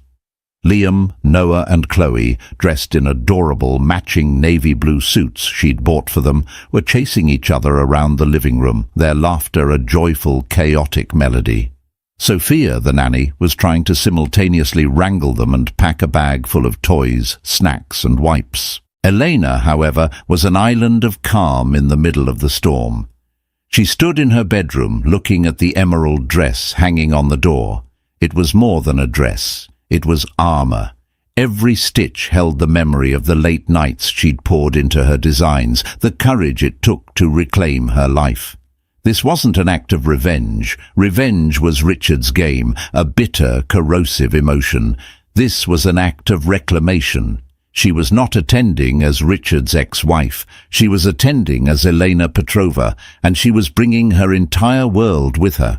"Are you nervous, honey?" Sophia asked, pausing at the bedroom door. Elena turned, a small, genuine smile on her lips. "I was, but I'm not anymore. It's just a party, Sophia." But it wasn't, and they both knew it. It was a closing statement. "You look at the party people, Mommy?" Chloe asked, tugging on Eleanor's silk robe. Elena crouched down, smoothing her daughter's hair. "Yes, sweetie. We're going to go see someone Mommy used to know, and we have to be on our very best behavior, right?" "Right!" the three chorused, though Chloe was already trying to pull a thread from her brother's jacket. As Sophia took the children downstairs to wait, Elena began to get ready. She styled her own hair, letting it fall in soft waves over her shoulders. She did her own makeup, emphasizing her eyes, which were no longer shadowed with exhaustion but clear and bright. When she finally slipped on the emerald dress, it felt like a second skin. She looked at herself in the full-length mirror. The woman staring back was a stranger to the broken, weeping woman who had received that invitation 5 weeks ago. This woman was formidable.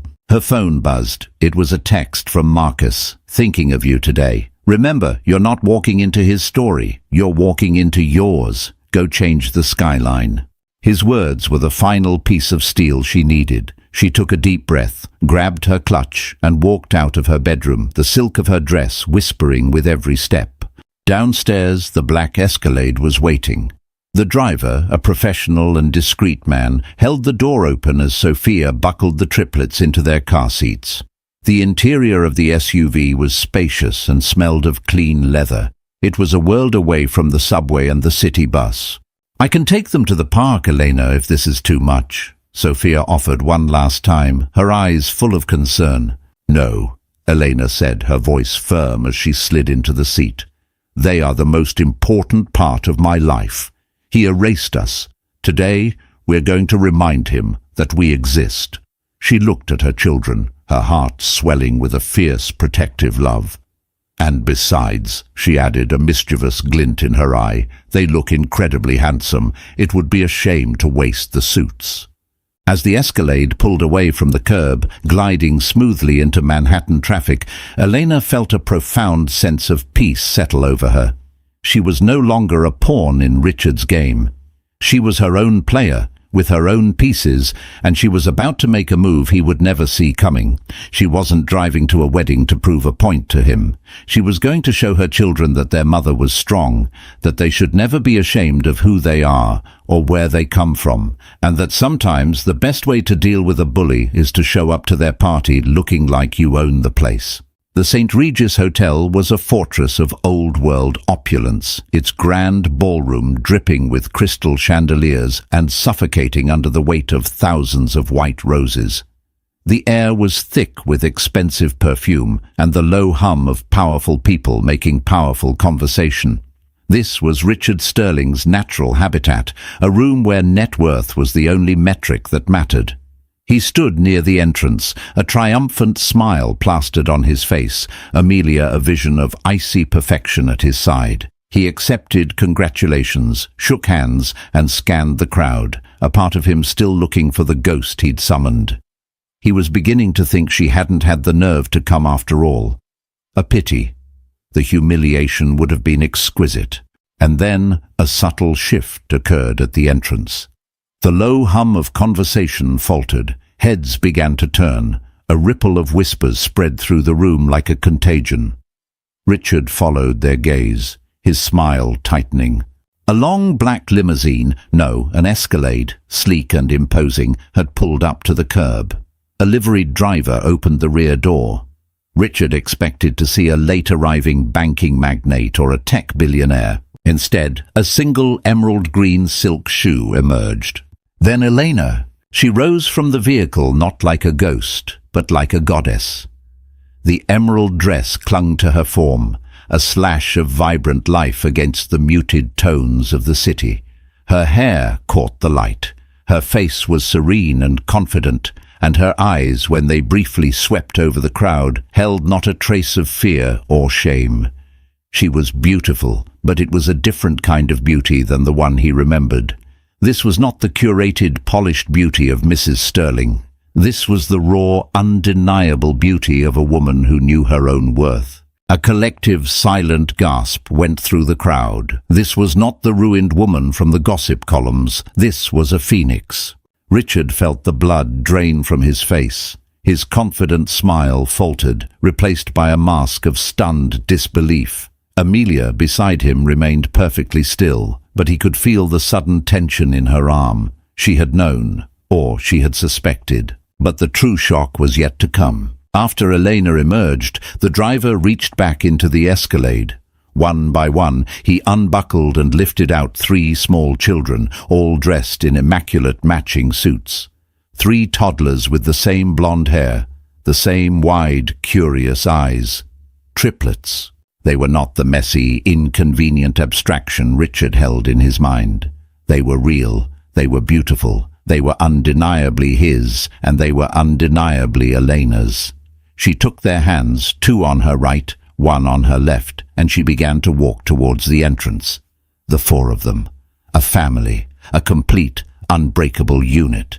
The sight was a cannonball to the hull of Richard's carefully constructed narrative. He had invited a beggar to his feast to mock her poverty. Instead, a queen had arrived with her heirs, not in a display of need, but in a display of a different kind of wealth. A richness of life he had discarded and could never get back. The whispers in the ballroom grew louder. "Is that Elena? My God, are those his children? I heard he cut them off completely. She looks incredible." Every word was a hammer blow to Richard's ego. He had wanted to be the center of attention, the victor on his throne. But in one breathtaking moment, Eleanor had stolen the entire narrative. She wasn't the tragic backstory to his glorious new chapter. She was the star of a much more interesting story, and he was suddenly a minor, villainous character in it. As she entered the ballroom, the crowd parted for her as if she were royalty. She didn't look at Richard. She didn't need to. She smiled warmly at a few familiar faces, calmly led her children through the sea of gaping onlookers, and found her table, the one Amelia had so cleverly placed front and center. She settled the children into their chairs, pulling small, quiet toys from her clutch for them to play with. She moved with an unhurried grace, completely at ease, as if she were merely having a Saturday lunch with her children. She was not performing. She was simply being, and her being there in all her unexpected glory was a louder statement than any screaming match could ever be. Richard stood frozen, his champagne flute clenched in his fist. He could feel hundreds of eyes on him, watching his reaction. They were judging him. They were pitying him.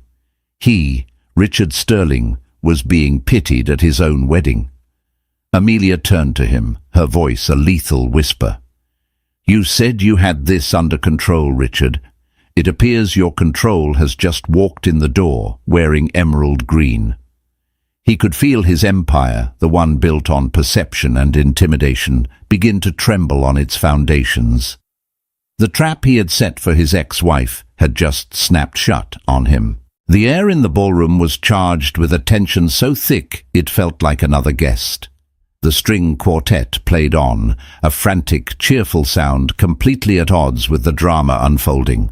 For 20 minutes, Richard remained paralyzed, watching Elena from across the room. She was the picture of maternal grace, leaning down to whisper to one of her sons, laughing softly at something another one did. She was ignoring him, and the dismissal was more infuriating than any direct confrontation could have been. She was robbing him of his power by refusing to acknowledge it. Finally, fueled by a cocktail of rage and humiliation, he could stand it no longer. He muttered a clipped excuse to Amelia and strode toward Elena's table, a predator closing in on its prey. The whispers followed him, a wave of anticipation rippling through the guests. "Elena," he said, his voice a low growl as he reached her table. He had intended to sound intimidating, but a tremor of fury betrayed him. She looked up, her expression one of mild, polite surprise, as if noticing a waiter for the first time. "Richard, what a lovely party. The roses are a bit much, but Amelia always did favor spectacle."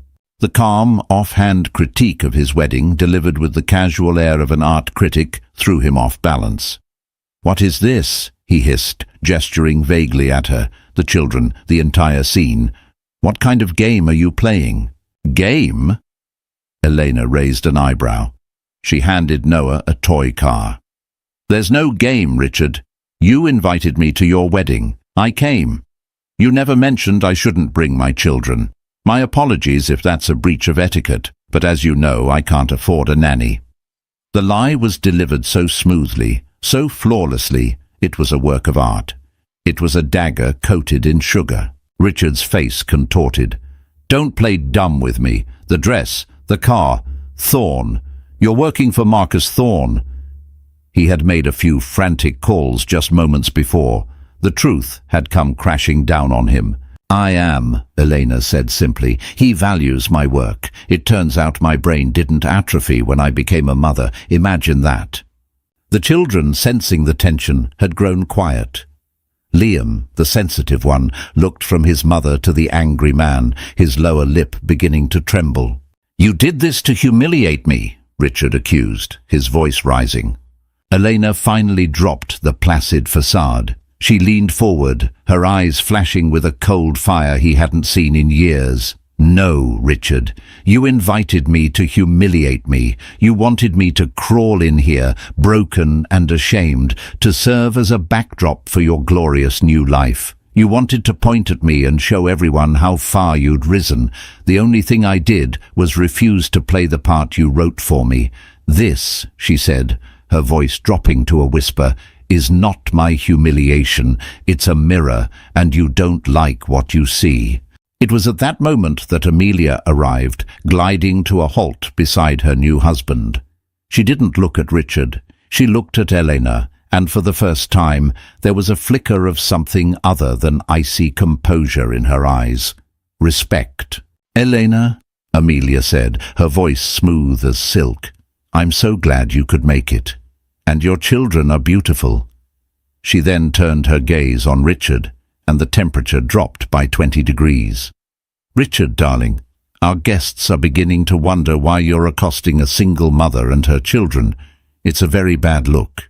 It suggests instability." The word hung in the air, a public indictment. Instability. In their world, it was a death sentence, a sign of a bad investment. Richard was trapped. He was being outmaneuvered by both his ex-wife and his new one. He looked at Elena's children, really looked at them, and saw not just her defiance but his own discarded legacy. He saw 3 perfect little boys and a girl who would grow up calling another man Dad. He saw a life of warmth and laughter he was completely excluded from. In that moment, something inside him shattered. The arrogance, the pride, it all crumbled, leaving behind only the raw, gnawing insecurity that had been there all along. "Get out," he choked out, the words barely audible. "Just get out." Elena stood up, her movements deliberate and graceful. She gathered her children, who clung to her, sensing the battle was over. She looked Richard in the eye one last time, and there was no hatred in her gaze, only a distant clinical pity. "Thank you for the invitation, Richard," she said, her voice clear and carrying in the now silent ballroom. "It was exactly the push I needed." She turned and walked away, her children in tow. The crowd parted for her once more, their faces a mixture of awe and sympathy. She hadn't raised her voice. She hadn't caused a scene. She had simply shown up as herself, and in doing so had systematically dismantled a powerful man with nothing but the truth. As Elena and her triplets walked out of the St. Regis, leaving the ruins of a party behind them, Richard Sterling was left alone in the center of the room, the spotlight he craved now a harsh, unforgiving glare. He was surrounded by his wealth, his power, and his perfect bride, and he had never felt so utterly, devastatingly poor. The consequences of his cruelty were just beginning. The wedding reception ended not with a bang, but with a quiet, catastrophic fizzle. As soon as Elena left, the atmosphere became unbearable. The guests, having witnessed the spectacular implosion of their host, made their excuses and began to melt away. The polite fiction of the grand celebration had been shattered, and all that was left was the awkward, ugly truth. Richard stood amidst the wilting roses and half-empty champagne glasses, a king in a rapidly emptying castle. Amelia approached him, her veil already removed, her face a mask of cold fury. "That," she said, her voice devoid of any warmth, "was the most humiliating public spectacle I have ever had the misfortune to be a part of. Our marriage, this merger, was contingent on an image of strength, stability, and power. You have shown yourself to be petty, obsessive, and emotionally volatile. You are a liability, Richard." "She planned it all, Amelia, can't you see?" he pleaded, desperation creeping into his voice. "Of course she did," Amelia retorted. "She was provoked, and she responded with a masterful strategy. She didn't humiliate you, Richard. She simply held up a mirror and allowed you to humiliate yourself. My father will be hearing about this. Our lawyers will be in touch." She turned on her heel and walked out of his life, leaving him alone with the 7-course meal that would never be eaten and the string quartet that had finally fallen silent. The fallout was immediate and brutal. News of the disastrous wedding spread through the financial world like wildfire. Stories of his cruelty to his ex-wife, of the existence of the children he had abandoned, painted him as a monster. Deals that had been on the verge of closing were suddenly put on hold. Powerful allies stopped returning his calls. His power had always been built on a carefully crafted illusion of invincibility, and Elena had exposed it as nothing more than a fragile facade. In the cutthroat world he inhabited, a wounded predator is quickly devoured. Meanwhile, Elena wasn't reading the gossip columns or reveling in Richard's downfall. She had taken her children for ice cream after they left the wedding. As they sat in the park, their faces sticky and joyous, she felt a lightness she hadn't experienced in years. The battle was over. The chapter was truly and finally closed. Her redemption wasn't in Richard's suffering, it was in her own success. Her work with Marcus Thorne flourished. The Riverfront project became her passion, and her innovative, human-centric designs won awards and accolades. She was no longer Richard's ex-wife. She was Elena Petrova, one of the most exciting new voices in modern architecture. She had found her power not in tearing someone else down, but in building something beautiful and lasting. Months later, she was on site at the Riverfront development, watching the first foundations being poured. Marcus stood beside her, a proud smile on his face. Her children played nearby in a temporary safe play area she had designed for the construction workers' families. She had built a new life, a new skyline, a new future, all from the ashes of a past someone else had tried to burn down. She was no longer defined by the man who had left her, but by the world she was creating for her children. The limousine and the emerald dress hadn't been a costume for a single day of revenge. They were simply the outward symbols of an internal transformation that was real, profound, and permanent. The sun was setting over the city, casting a golden glow on the rising steel structures, and for the first time in a very long time, Elena felt she was exactly where she was supposed to be, at the dawn of her own magnificent creation. Elena's incredible journey shows us that true power isn't about wealth or status, but about the strength you find when you have nothing left to lose. She didn't seek revenge, she sought redemption, and found it by rebuilding her life on her own terms. Richard's story is a powerful reminder that cruelty born from insecurity will always eventually be its own undoing. What did you think of Elena's grand entrance? Was Amelia a villain or just a strategist? Let us know your thoughts in the comments below. If you were moved by this story of betrayal and ultimate triumph, please give this video a thumbs up, share it with someone who needs to hear it, and subscribe for more unforgettable stories.